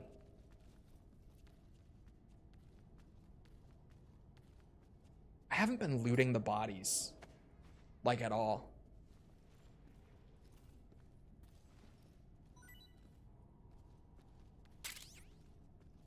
$1911 ammo.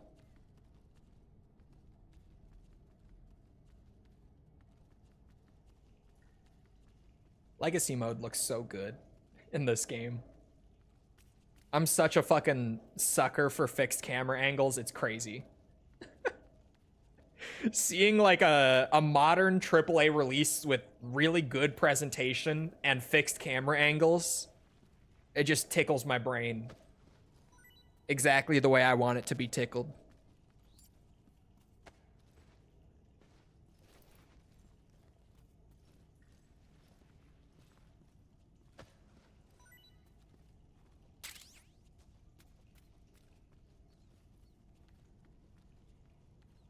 Snake complains about having no weapon. Beautiful. Never change, Kojima.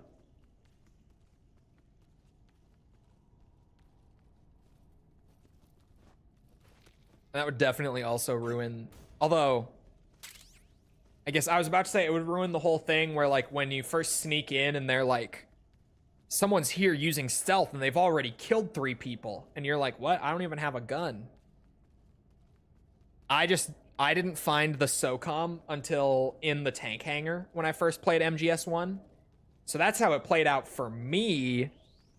But I would later find out that the SOCOM can also be found in the truck, just out in the, what is that area even called? The entryway. Pre-tank hangar vent crawl. The outside of the facility. I just never found it there on my first playthrough. Hey Snake, you ever heard of Godzilla King of Monsters? Oh my god, yes, I've heard of Godzilla. Leave me alone. Airport. Is it actually called airport? I guess there's a helipad. I could see it. The helicopter pad, yeah. Yeah. Anyway. It is about that time. I gotta get back to video work. Even though the Delta video just came out. I got big things cooking. So I gotta go get back to that.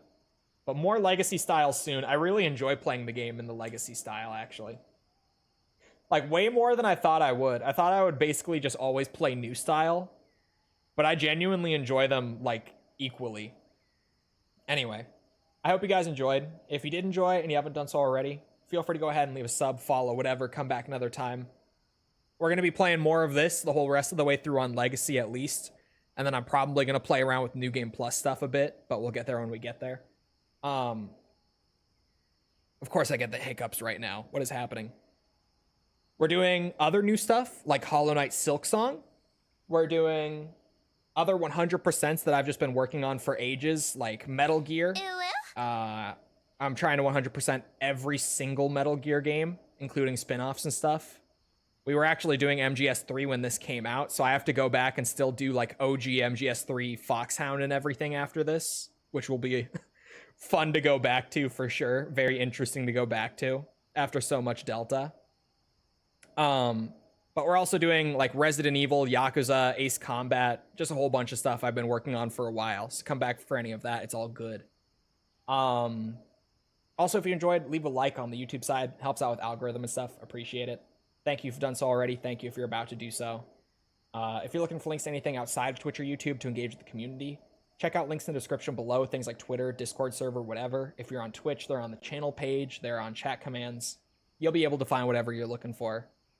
Other than that, though, once again, I hope you guys enjoyed. I hope to see you always back here next time. I hope you all have a great rest of your day. Thank you for coming to the stream, and goodbye.